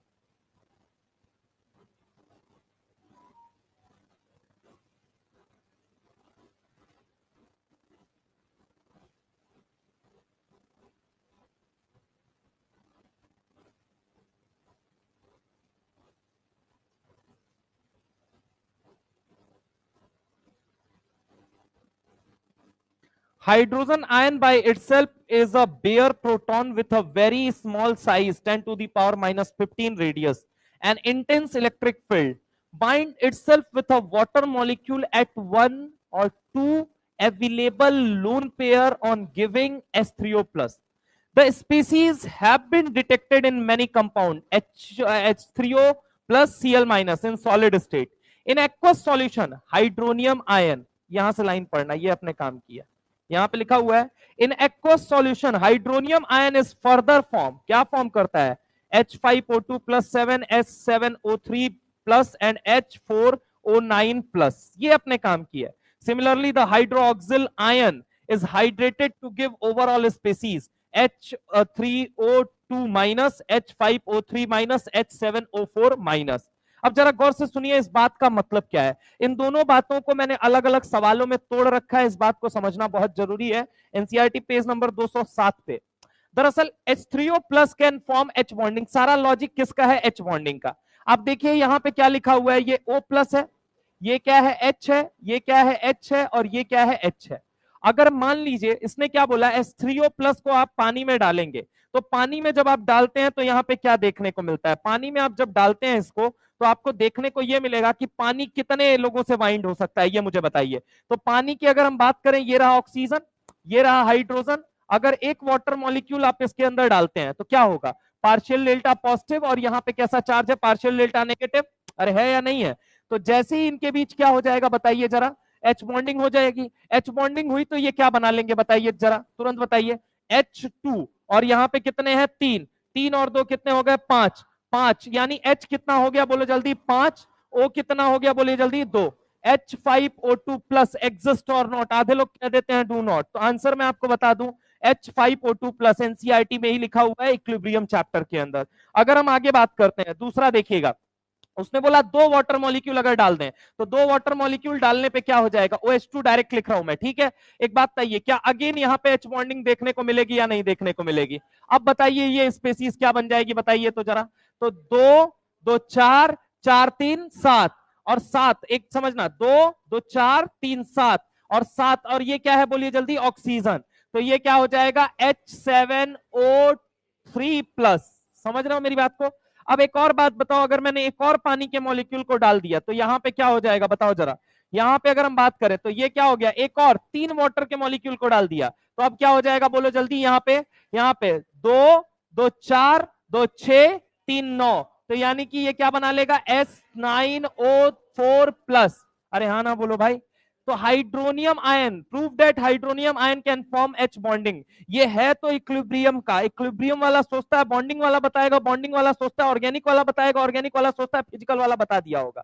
अब मैं तुमको बता रहा हूं, उस चक्कर में मारे जाओगे, इसलिए ध्यान से देख लेना भाई। जितने एग्जांपल है सब एनसीईआरटी से कुरेद कुरेद के मैं लेके आया हूं कि कहां कहां पे तुम H बॉन्डिंग कहां कहां घुसा सकते हो, सारी चीजें। और मैं कह रहा हूं बार बार, एनसीईआरटी पीछे भी मैंने बहुत सारे ऐसे आपको पॉइंट बताए जो कि हिडन थे एनसीईआरटी के अंदर, उनको प्लीज ढंग से नोट करिएगा। यहाँ पे जितने एग्जाम्पल कराए जा रहे हैं वो सब एग्जाम्पल एनसीईआरटी के हैं, सब एनसीईआरटी में लिखे हुए हैं। वो पूछे नहीं गए डजंट मीन कि वो कभी पूछे नहीं जाएंगे। तो बेहतर है कि यहाँ पे ये चीज थोड़ा सा ध्यान दीजिएगा, ये मत सोचना कि ये कहाँ आउट ऑफ सिलेबस आ गया, ये तो बात आउट ऑफ सिलेबस नहीं आया भाई, सिलेबस क्या है, तुमने सिलेबस ढंग से नहीं देखा है, प्रॉब्लम ये है। तो केमिकल इक्विलिब्रियम, केमिकल इक्विलिब्रियम तो नहीं, इक्विलिब्रियम में चैप्टर है केवल, तो इक्विलिब्रियम में याद रखना कि ये इक्विलिब्रियम में दिया गया है, ठीक है। और बाकी पीछे वाले जो पॉइंट्स बताएं वो चैप्टर वाइज नोट कर लेना, वहां वहां पे लिखे गए हैं। आगे अगर हम बात करते हैं NaOH is deliquescent in water, ये लाइन कहां लिखी जाती थी, एस ब्लॉक के अंदर, एस ब्लॉक से रिमूव हो गई तो अब केमिकल इक्विलिब्रियम से कनेक्टिविटी बांध के इस पॉइंट को पूछ लेगा। सबसे पहली चीज, डेलिक्वेसेंट का मतलब क्या होता है? डेलिक्वेसेंट का मतलब होता है प्रोसेस बाय विच एनीथिंग और सब्सटेंस एब्जॉर्ब्स द वाटर। ये एक ऐसा प्रोसेस जिसके जरिए सब्सटेंस क्या एब्जॉर्ब करता है, वाटर एब्जॉर्ब करता है। NaOH is deliquescent in nature, S block में ये बड़ी फेमस लाइन चला करती थी। अब एस ब्लॉक तो हमारी अच्छी यादों में चला गया सर, वो तो चैप्टर ही हट गया। तो अब मैं आपको बता दूं, चैप्टर हट गया बेटा, लेकिन दूसरी जगह फंसा रखा है, तुमने डिकोड नहीं कर पा रहे हो। आओ तुमको उसी इक्विलिब्रियम में नीचे लाइन दिखाता हूं, क्या दिया है उसने, H3O2 minus like species will exist. कैसे एग्जिस्ट बताना जरा। तो अब यहां पे समझो, सिमिलरली उसने क्या लिखा, NaOH is deliquescent in nature. अब ये तो लाइन चली गई, मान लिया मैंने, तुम्हारी बात मान ली, कोई दिक्कत नहीं है। आओ केमिकल इक्विलिब्रियम से उलझा लेगा, अगर उसको उलझाने पे ही आ गया एग्जामिनर कि नहीं अब इनको घुमाना ही है अच्छी तरीके से, तो वो यहाँ की लाइन डालेगा, कहेगा कि similarly the hydroxyl ion is hydrated to give several ionic species. अब इस शब्द का मतलब समझिए, हाइड्रोक्सिल आयन, हाइड्रोक्सिल आयन क्या है पहले ये समझो। हाइड्रोक्सिल आयन है OH माइनस, क्या है बोलिए जल्दी, OH माइनस। OH माइनस है हाइड्रोक्सिल आयन, इसे ही कहते हो कि नहीं कहते हो, आयन उसने लिख दिया ना। हाइड्रोक्सिल ग्रुप कौन होता है, OH, और हाइड्रोक्सिल आयन क्या हो गया, OH minus. Similarly hydroxyl ion interact with water to give some ionic species. कैसे भैया, ये देखो पानी के पास कितने पोल हैं बताना जरा। पानी के पास अगर मैं तुमसे बात करता हूं तो पानी के पास क्या है, H है, क्या है, O है, क्या है बोलो जल्दी, H है। अरे है या नहीं है भाई, है या नहीं है? तो अब एक बात बताओ, क्या यहाँ पार्शियल डेल्टा पॉजिटिव चार्ज है या नहीं है? क्या इनके साथ H बॉन्डिंग कर सकता है या नहीं कर सकता है? कौन सी H बॉन्डिंग करेगा, सिमेट्रिकल H बॉन्डिंग करेगा। आजू में भी ऑक्सीजन है, बाजू में भी ऑक्सीजन है, इधर भी इलेक्ट्रॉन पेयर देने वाला ऑक्सीजन, इधर भी इलेक्ट्रॉन पेयर देने वाला ऑक्सीजन। यानी कि अब सिमेट्रिकल नहीं दिया गया है एनसीईआरटी में, लेकिन अगर घुमा के पूछना शुरू किया ना तो ये भी पूछ लेगा ये किस तरह की बॉन्डिंग है। तो आंसर क्या है, सिमेट्रिकल हाइड्रोजन बॉन्डिंग है। इसलिए सिमेट्रिकल और अनसिमेट्रिकल को भी आप नहीं छोड़ सकते। तो सिमेट्रिकल के बारे में अगर हम बात करें, ये देखो सिमेट्रिकल एच बॉन्डिंग है। अब सिमेट्रिकल एच बॉन्डिंग में समझना, ये दोनों मिलके क्या बनाएंगे, ये हाइड्रोजन कितने दिख रहे हैं आपको, ये मुझे बताइए, H3। अब O कितने दिख रहे हैं बताना जरा, दो। H3O2 माइनस बन गया या नहीं बन गया, ये बताना। अरे बन गया या नहीं बन गया भाई। तो हाइड्रोक्सिल आयन, इसे क्या बोल रहा है, बोलो जल्दी, हाइड्रोक्सिल आयन।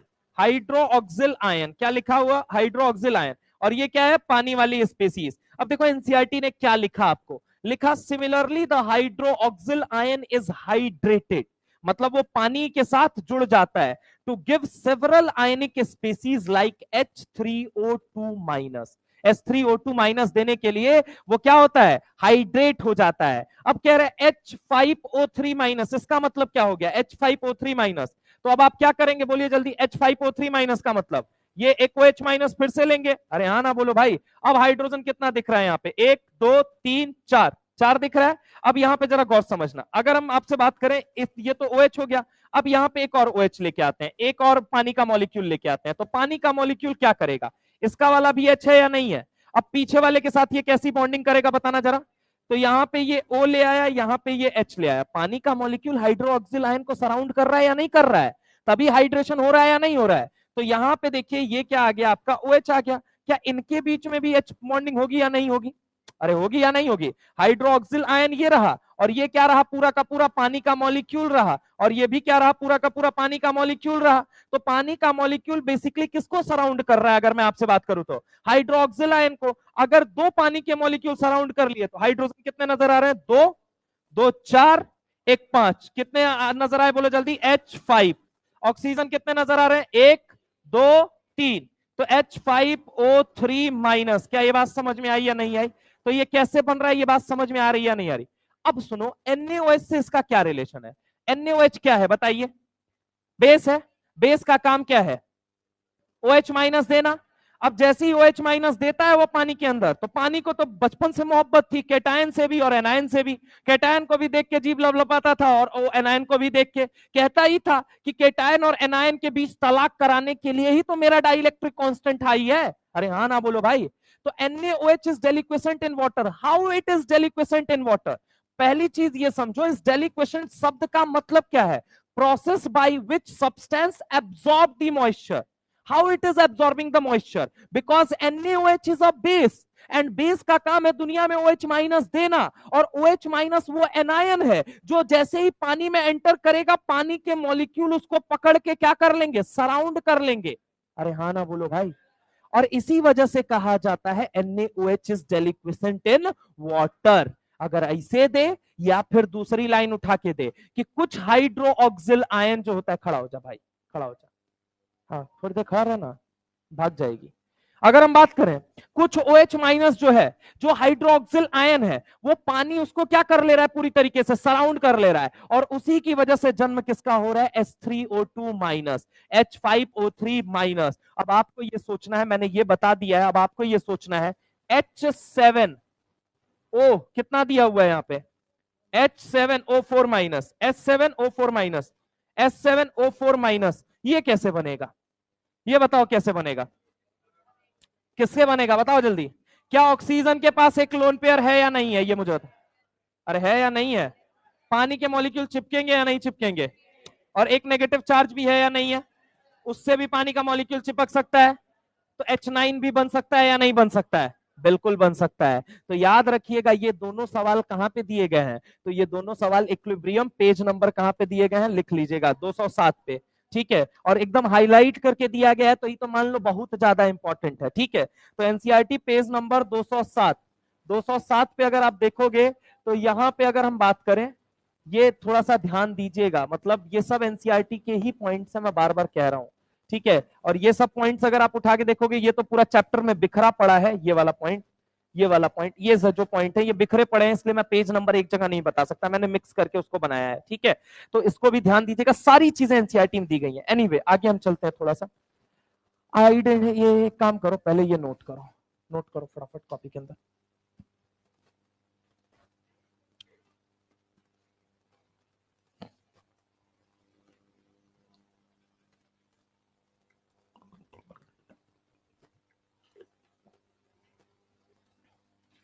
आइस और वाटर में, लिक्विड वाटर में डेंसिटी किसकी ज्यादा होती है? Ice float on the surface of water due to more density than, किसका डेंसिटी ज्यादा?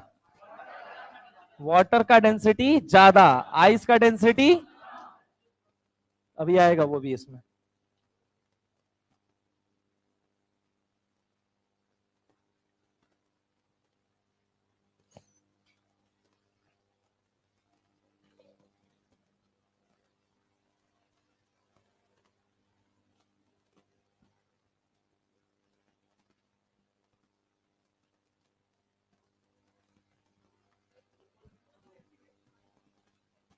साइक्लिक फॉर्म में जाओगे तो चारे को बचेगा। नीचे वाला जो CS2OS दिख रहा है, वो जो स्ट्रक्चर बना है वो 0.02% टाइम एग्जिस्ट करता है। 64 और 36 के रेशियो में अल्फा और बीटा फॉर्म में एग्जिस्ट करता है। पढ़े थे ढंग से कि याद रहेगा।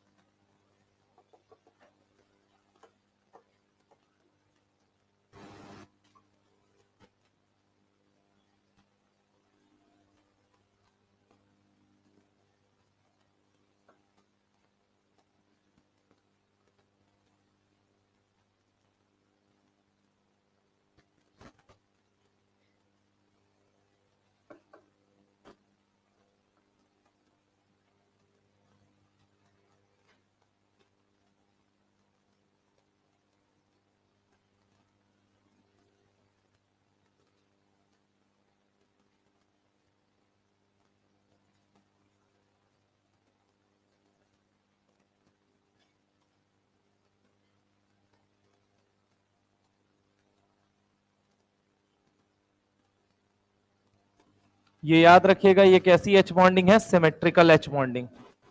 और ये एनसीईआरटी का एक एग्जांपल है, इसलिए बी अलर्ट। दो जगह सिमेट्रिकल एच बॉन्डिंग का सबसे बेहतरीन एग्जांपल एनसीईआरटी पेश करती है, NiDMG2 में, और एक तो यहां पे।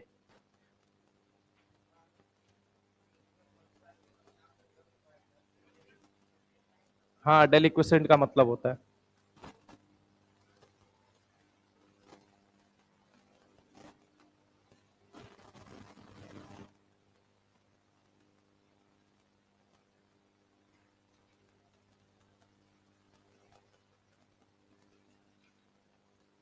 चलो, नोट हुआ?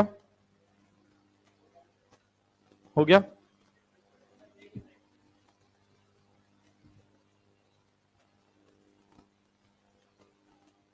क्या है भाई, क्या मुस्कुरा रहे हो? हैं? मजा वजा मिल रहा है का?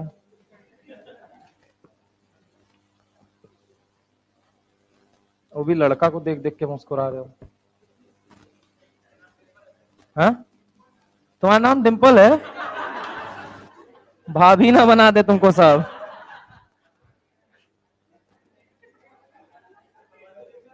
डिम्पल भाभी तुम्हारा नाम है?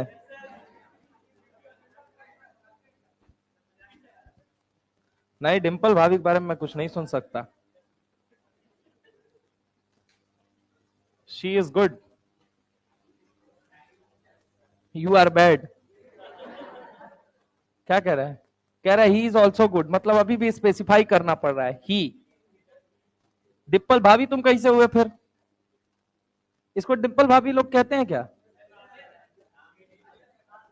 नाम है डिम्पल?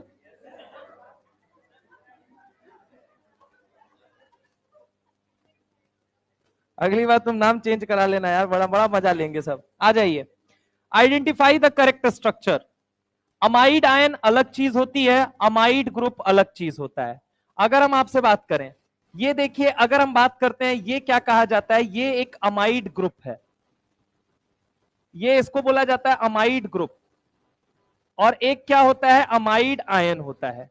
बात आती है, अमाइड आयन को पानी में हमने डाल दिया, और यहां पे अब दो तरीके से एच बॉन्डिंग हो रही है। एक है कि ऑक्सीजन अपना क्या डोनेट कर रहा है, बोलो जल्दी, लोन पेयर, और हाइड्रोजन किसके तरफ से आ रहा है, एच की तरफ से। अब जरा गौर से सुनना, यहां पे ये OH है, इसमें कौन सा वाला पार्ट आ रहा है, एच, और इसका कौन सा वाला पार्ट आ रहा है, लोन पेयर।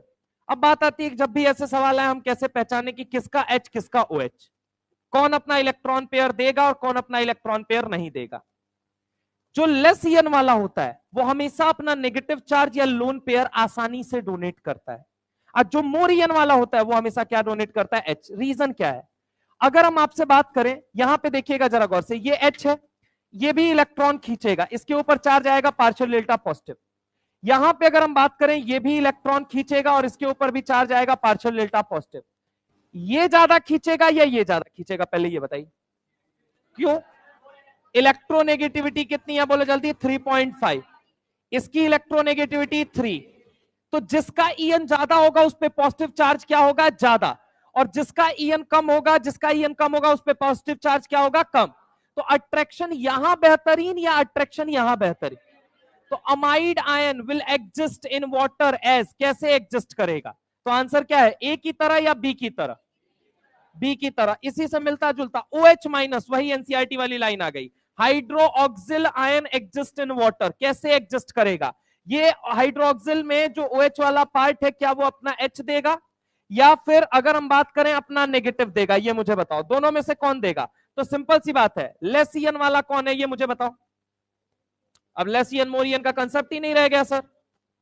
ऑक्सीजन की इलेक्ट्रॉन, बैठो यहां पे, ऑक्सीजन की इलेक्ट्रोनेगेटिविटी जितनी यहां है और उतनी ही यहां पे भी है।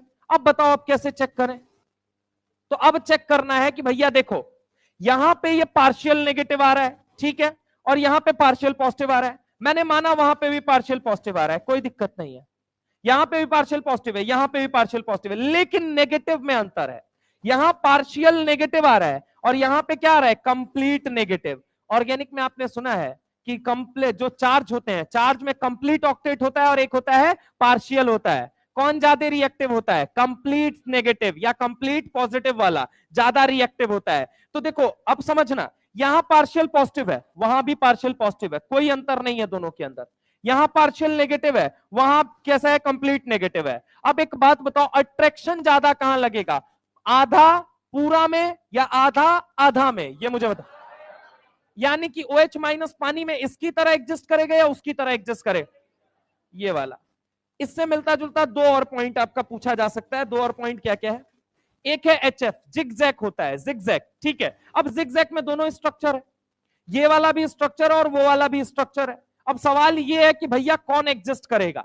अगर आप देखें तो यहां पे सेंटर में F प्रेजेंट है और यहां पे कहां प्रेजेंट है, पेरीफेरी पे, और पेरीफेरी पे प्रेजेंट होने की वजह से क्या हो गया, तो अगर हम बात करें, ये लोन पेयर है, ये लोन पेयर है और ये लोन पेयर है, यहां पे इसका लोन पेयर एक, एक दूसरा लोन पेयर और ये तीसरा लोन पेयर। अब यहां पे अगर हम बात करें लोन पेयर, ये क्या हो गया, लोन पेयर, और ये क्या हो गया, लोन पेयर। VSEPR ने तो पहले से ही बोल रखा है कि लोन पेयर में ज्यादा रिपल्शन होता है, डिस्टेंस है यहाँ पे कम, रिपल्शन है यहाँ पे ज्यादा, डिस्टेंस है यहाँ पे ज्यादा, रिपल्शन है कम। यानी कि अगर हम सिंपल सी बात करें कि दोनों जिगजैग के ही फॉर्म में है, लेकिन दोनों में ज्यादा स्टेबल कौन सा होगा, तो आंसर क्या हो जाएगा, बी वाला। क्या हो जाएगा, बोलो जल्दी, बी वाला। ए वाला क्या हो जाएगा, कम हो जाएगा, क्योंकि लोन पेयर रिपल्शन जहां मिनिमम होगा वहां पे स्टेबिलिटी स्ट्रक्चर की बढ़ जाएगी। अब आ जाओ इस वाले स्ट्रक्चर में, ऑर्थो हाइड्रोक्सी बेंजल्डिहाइड में और पैरा हाइड्रोक्सी बेंजल्डिहाइड में। अब इसमें बात आती है कि सर ऐसे एच बॉन्डिंग होगी या ऐसे एच बॉन्डिंग होगी। भाई मेरे एच बॉन्डिंग कौन करता है, पहले ये बता, कौन कौन करता है, कौन सा एच करता है, एक एच ये वाला है और एक एच ये वाला है, बता दोनों में एक्टिव एच है कौन, पहले ये बता, कौन सा वाला है, कौन सा वाला है, पक्की बात है, बोलो हाँ या ना। तो यानी कि ये अगर हाइड्रोजन बॉन्डिंग करेगा या वो करेगा, ये बता, ये वाला करेगा। यानी कि इसमें अगर कंफ्यूज करना भी चाहे तो कंफ्यूज होने की जरूरत नहीं है। दूसरा रीजन बताता हूं, ये ऑक्सीजन के सर पे क्या है बताना जरा, लोन पेयर। लोन पेयर होगा तो एक बात तो, क्या ये रिंग को इलेक्ट्रॉन देगा या नहीं देगा? क्या ये प्लस एम लगाएगा या नहीं लगाएगा, ये बताओ। प्लस एम लगाएगा तो खुद के सर पे कैसा चार्ज आएगा? पॉजिटिव। इलेक्ट्रॉन देगा अगर एक हाथ से तो सर पे कैसा चार्ज आएगा? अगर पॉजिटिव चार्ज आएगा, इलेक्ट्रॉन की कमी है या इलेक्ट्रॉन पूरा है? कमी है तो हाइड्रोजन की कह के लेगा कि नहीं लेगा, ये बताओ। ज्यादा या कम? पार्शियल डेल्टा पॉजिटिव क्या आएगा? नेगेटिव। तो यहाँ क्या बैठा हुआ है? भयानक। अरे हाँ ना बोलो भाई, बैठा हुआ है कि नहीं बैठा हुआ है? अब बैठा हुआ है तो दोनों के भयानक इंटरेक्शन होगा, इस वजह से ये स्ट्रक्चर क्या हो जाता है? मोस्ट एक्यूरेट, और वो वाला क्या हो जाता है? गलत हो जाता है। ठीक है, तो ये चार के अंदर थोड़ा सा ध्यान रखना। अब इसके बाद थोड़ा सा हम आगे चलते हैं, लेकिन उससे पहले इसको नोट करो, ये चारों नोट करिए। Identify the correct and incorrect structure.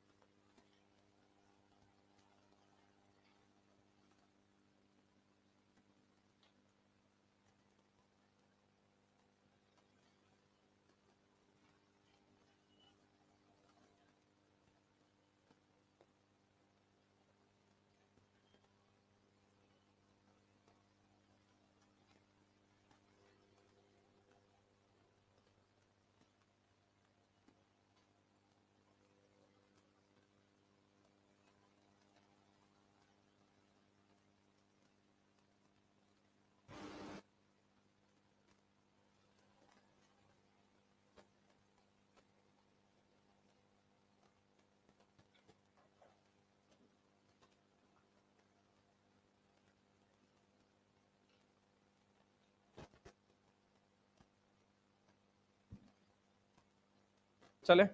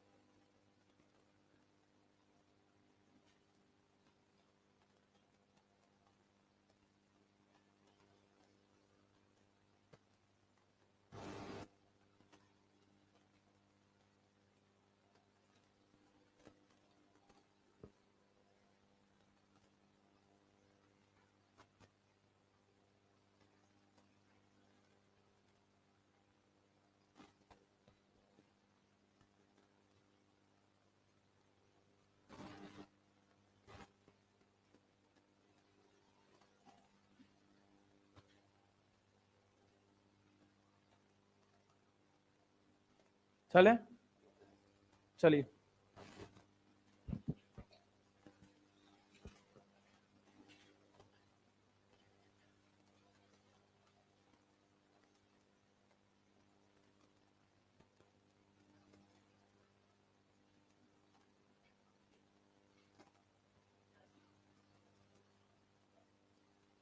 क्या एक्टिव एच कहाँ पे है?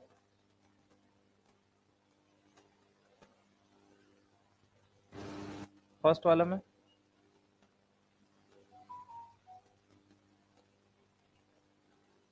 दोनों में एक्टिव एच है। एच बॉन्डिंग में कहाँ इन्वॉल्व है? तो एक्टिव एच इन्वॉल्व होता है एच बॉन्डिंग में, नॉर्मल एच। पहले वाले में क्या दिख रहा है, दूसरे वाले में क्या दिख रहा है?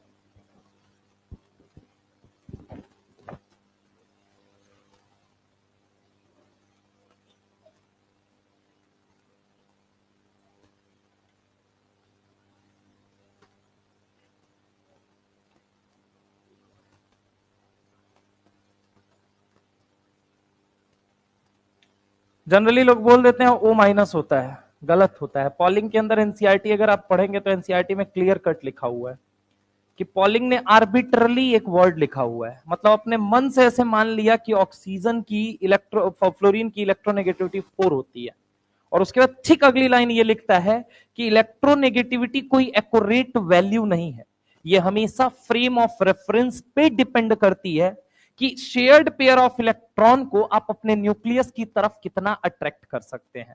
तो अगर हम बात करें कि O माइनस की इलेक्ट्रोनेगेटिविटी ज्यादा है, कैसे ज्यादा है? अटैचिंग टू हाइड्रोजन, इलेक्ट्रॉन तो वही उतना ही खींच रहा है, वाटर में भी उतना ही खींच रहा है, तो या तो एनसीईआरटी गलत है या तो ये स्टेटमेंट गलत है। तो जनरली O माइनस का ज्यादा बता दिया जाता है जो गलत होता है।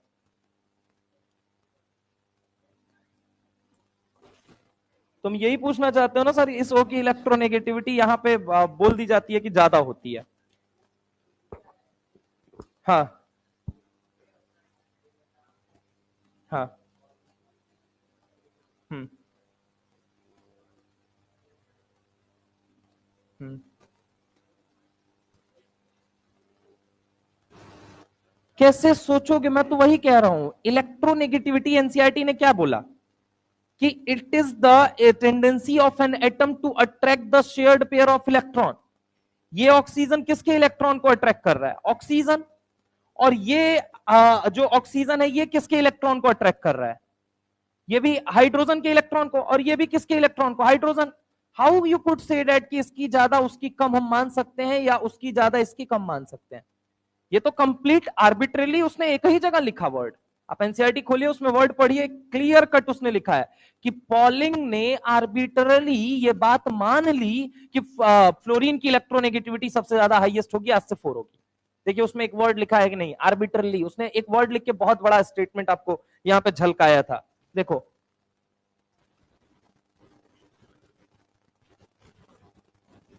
पीरियोडिक टेबल,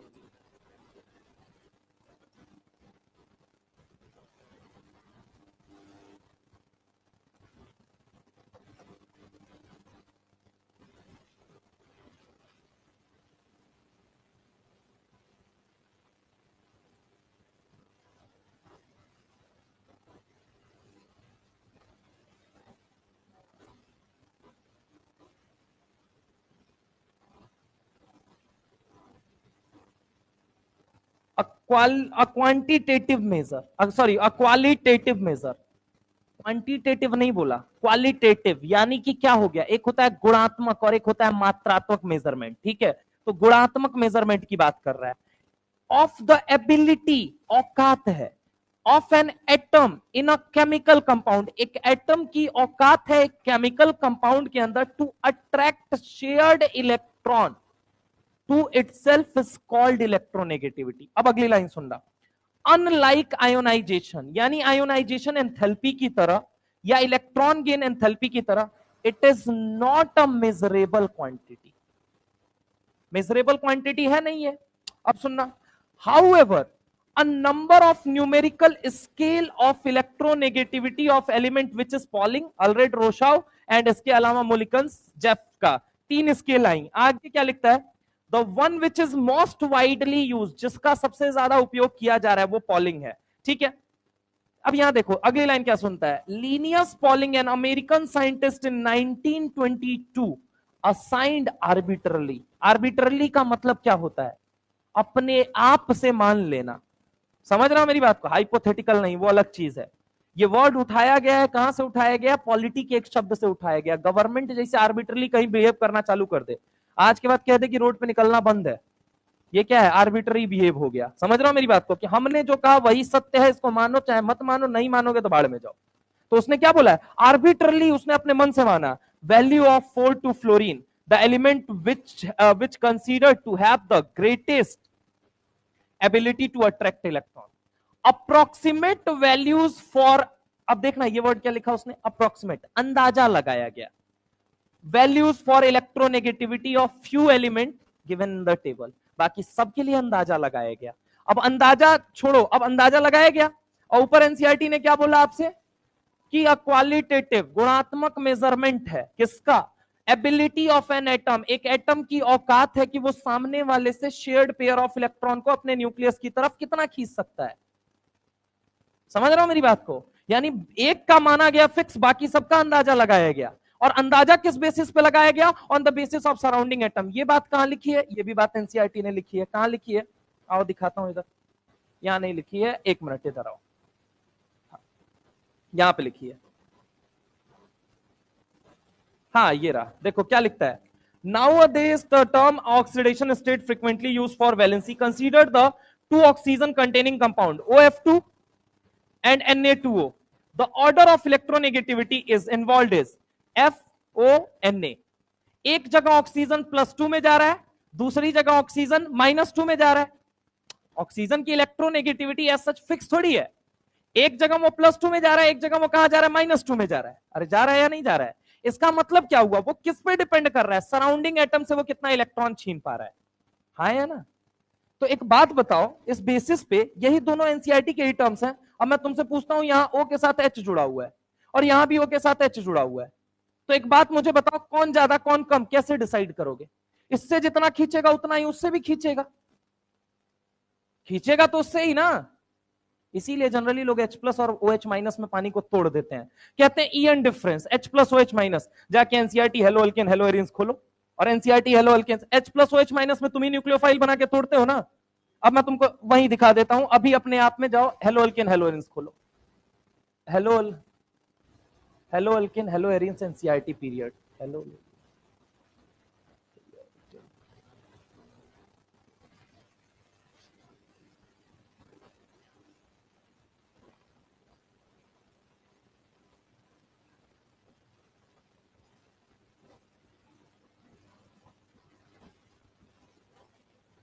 न्यूक्लियोफाइल वाला टेबल का गायब कर दिए काबे।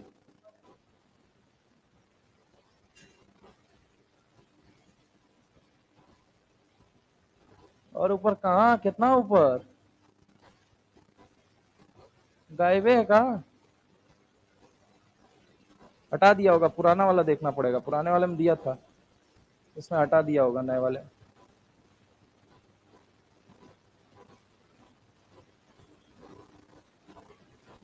कहाँ है ऊपर, टेबल में था गधाराम, टेबल है ही नहीं, टेबल में गायब कर दिया है, तो कोई इधर देखने दो।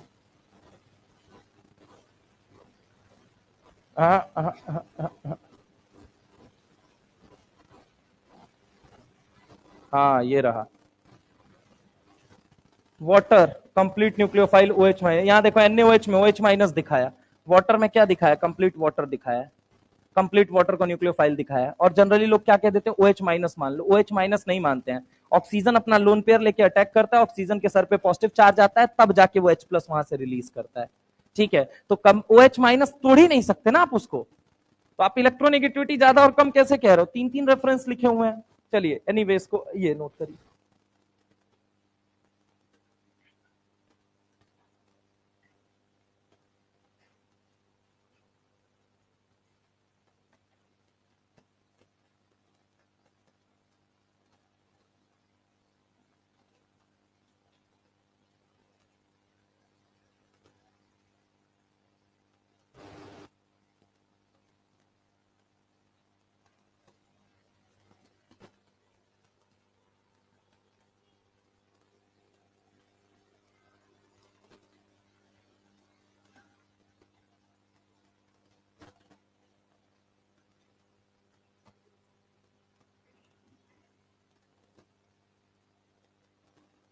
चले आगे चलते हैं,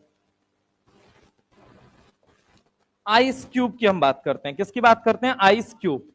अगर आप देखेंगे ढंग से तो आइस क्यूब के अंदर आपको क्या नजर आएंगे, ये 4 OH नजर आएंगे। एक OH ये वाला है, एक वाटर का मॉलिक्यूल, एक वाटर का मॉलिक्यूल ये है, एक वाटर का मॉलिक्यूल ये है और एक वाटर का मॉलिक्यूल ये है। अब अगर आप देखेंगे तो बीच में इनके एक बहुत बड़ा स्पेस आ रहा है, अगर आप ढंग से देखेंगे तो एक बहुत बड़ा क्या आ रहा है, स्पेस आ रहा है।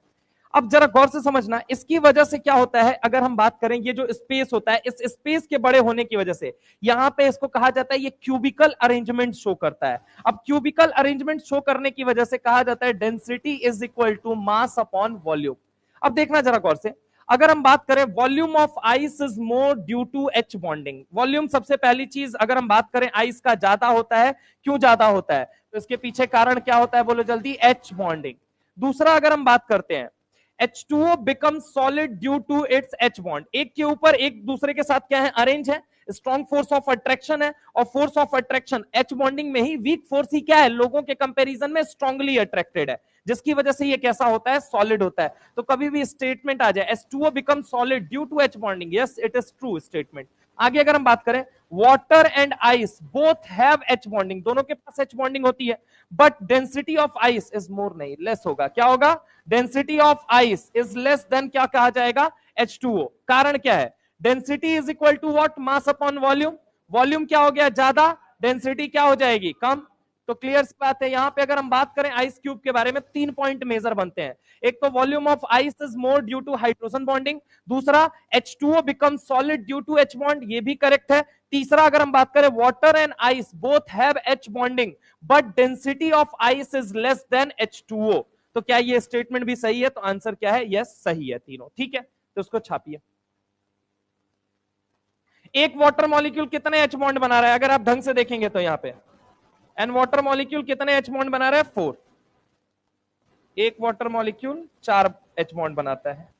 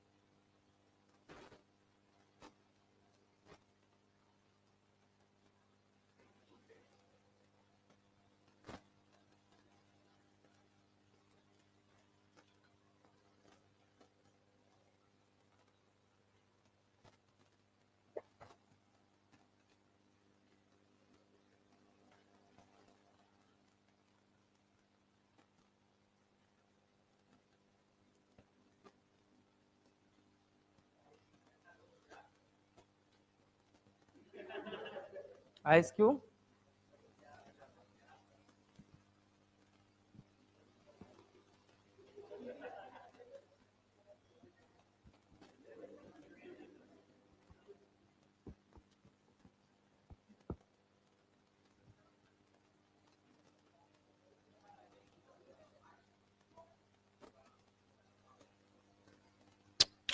एक्सटेंट ज्यादा है, एक्सटेंट ज्यादा है, क्यूबिकल अरेंजमेंट होने की वजह से ये ज्यादा नहीं है।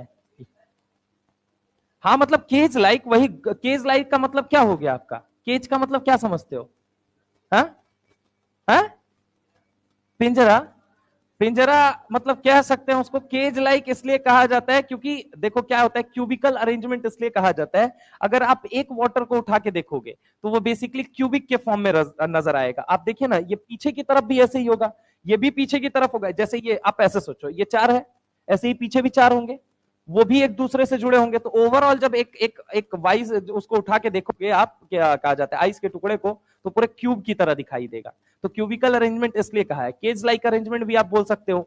इसमें आप ये भी बोल सकते हो कि टेट्राहेड्रल एंड प्लानर एनवायरनमेंट भी देखने को मिलता है, ठीक है। एक्चुअल में है कैसे, ये ऑक्सीजन है, ये 2 लोन पेयर है, 2 लोन पेयर, और ये H है, ठीक है। तो ये इधर H बॉन्डिंग कर रहा है, ये इधर H बॉन्डिंग कर रहा है, ये इधर H बॉन्डिंग कर रहा है, ये इधर H बॉन्डिंग कर रहा है। अब पूरे यूनिट को जब उठा के देखोगे तो आपको क्यूब की तरह दिखाई देगा, एक बड़ी यूनिट। किसकी वजह से, हाँ एक्सटेंट ऑफ एच बॉन्डिंग की वजह से, वो अरेंजमेंट की वजह से। उसकी जो पैकिंग होती है, मेल्टिंग पॉइंट जो डिपेंड करता है, वो 2 बातों पे डिपेंड करता है। एक तो पैकिंग एफिशिएंसी पे डिपेंड करता है, बॉइलिंग पॉइंट पे, मॉलिक्यूलर वेट पे और सरफेस एरिया, चारों चीजों पे डिपेंड करता है। कुल मिला जुला के अगर मैं बोलूं वीक वैंडरवाल फोर्सेस पे डिपेंड करता है, ठीक है। तो अगर हम इसका बात करें क्रिस्टल स्ट्रक्चर जो होता है, क्रिस्टल स्ट्रक्चर को प्रॉपर देखेंगे तो क्यूबिकल अरेंजमेंट में नजर आएगा। और केस लाइक भी बोलो तो केस लाइक आप एक यूनिट को निकाल के बोल सकते हो, एनसीईआरटी में लिखा गया था H2O हाइड्रोजन के अंदर, वो भी लिखा गया था दोनों शब्द, cubical as well as case like, दोनों एनवायरमेंट आप बोल सकते हैं। चले चलिए आगे आते हैं, आगे देखिएगा। Surface tension extent of H bonding पे डिपेंड करता है। पानी के अंदर पहले ही मैंने बता दिया था, पानी के अंदर एच बॉन्डिंग क्या होती है, अच्छी होती है। अच्छी होने की वजह से क्या होता है, उसका सरफेस टेंशन क्या होता है, सरफेस टेंशन हाई होता है। सर्फ डालोगे वो बीच में जो फोर्सेस रहते हैं उनको क्या कर देगा, वीक कर देगा। अब एयर जब उसके अंदर, बुलबुले कैसे बनने लगते हैं, जैसे ही वो वीक हुआ अब इसके अंदर एयर ट्रैप होना शुरू हो जाएगी, एयर ट्रैप होना शुरू हो जाएगी तो क्या बनने शुरू हो जाएंगे, बुलबुले। पानी के अंदर नॉर्मली नहीं बनते हैं, क्यों नहीं बनते हैं, कारण क्या है, क्योंकि एच बॉन्डिंग थी उसके अंदर, एच बॉन्डिंग थी और एक्सटेंट ऑफ एच बॉन्डिंग अच्छी थी और साथ में कोहेसिव फोर्स प्रॉपर्ली वर्क कर रहे थे। तो अब क्या हो रहा था, इसके अंदर एयर ट्रैप नहीं हो पा रही थी। लेकिन जैसे ही आपने सर्फ डाला, सर्फ डालते ही ये क्या हो गया, पूरी तरीके से कोहेसिव फोर्सेस मतलब एक दूसरे से दूर चले गए। अब आसानी से इसके अंदर एयर ट्रैप हो जाएगी और एयर ट्रैप होने के बाद सरफेस टेंशन कम हो चुका है, तो अब उसके अंदर क्या बनने शुरू हो जाएंगे, बुलबुले। तो यानी कि अगर हम बात करें surface tension is directly proportional to extent of H bonding. और ये कहां पे करा चुका हूं, पीछे एग्जांपल H2O और H2S का लेके ऑलरेडी मैं करा चुका हूं। आगे अगर हम बात करते हैं some important point, NaSCO3 is less soluble in water but KHCO3 is more soluble। Reason क्या होता है, तो देखो NaSCO3 SCO3 माइनस इसके अंदर भी है और SCO3 माइनस इसके अंदर भी है। NaSCO3 के अंदर क्या होता है, यहां पे H बॉन्डिंग होती है और वो कैसी होती है, लीनियर H बॉन्डिंग देखने को मिलती है। कैसी, लीनियर। तो लीनियर H बॉन्डिंग देखने की वजह से ये जो एनायन है ये क्या बनाता है, बेसिकली पॉलीमर बनाता है। और एनायन पॉलीमर बनाने की वजह से यहां पे ज्यादा H बॉन्डिंग हो रही है, तो लैटिस कैसा बनेगा, स्ट्रॉन्ग बनेगा या वीक बनेगा, ये मुझे बताओ। स्ट्रॉन्ग बनेगा, तो स्ट्रॉन्ग बनेगा और वो स्ट्रॉन्ग लैटिस को तोड़ पाना पानी के लिए आसान होगा या मुश्किल होगा, ये मुझे बताओ। कैसा होगा, मुश्किल। जबकि अगर मैं यहां पे बात करूं KSCO3 में क्या होता है, ये बेसिकली NaSCO3 में होता है, ये NaSCO3 में होता है। अब KSCO3 में अगर मैं आपसे बात करूं तो KSCO3 में क्या होता है, एनायन डाइमर बनता है, ठीक है, डाइमर फॉर्म में ही पाया जाता है। तो अगर हम बात करें KSCO3 के अंदर एनायन किस फॉर्म में पाया जाता है, डाइमर के फॉर्म में। अब डाइमर के फॉर्म में जब पाया जा रहा है तो एक बात बताओ, ज्यादा एच बॉन्डिंग है या कम एच बॉन्डिंग है, कम एच बॉन्डिंग है, तो मतलब कि इसका लैटिस कैसा होगा, वीक। तो वीक लैटिस होने की वजह से अगर हम बात करें यहाँ पे कि explain NaSCO3 is less soluble in water while KSCO3 is more soluble, क्योंकि कारण क्या है, NaSCO3 में एनायन क्या बन रहा है, पॉलीमर, और KSCO3 में क्या बन रहा है, डाइमर।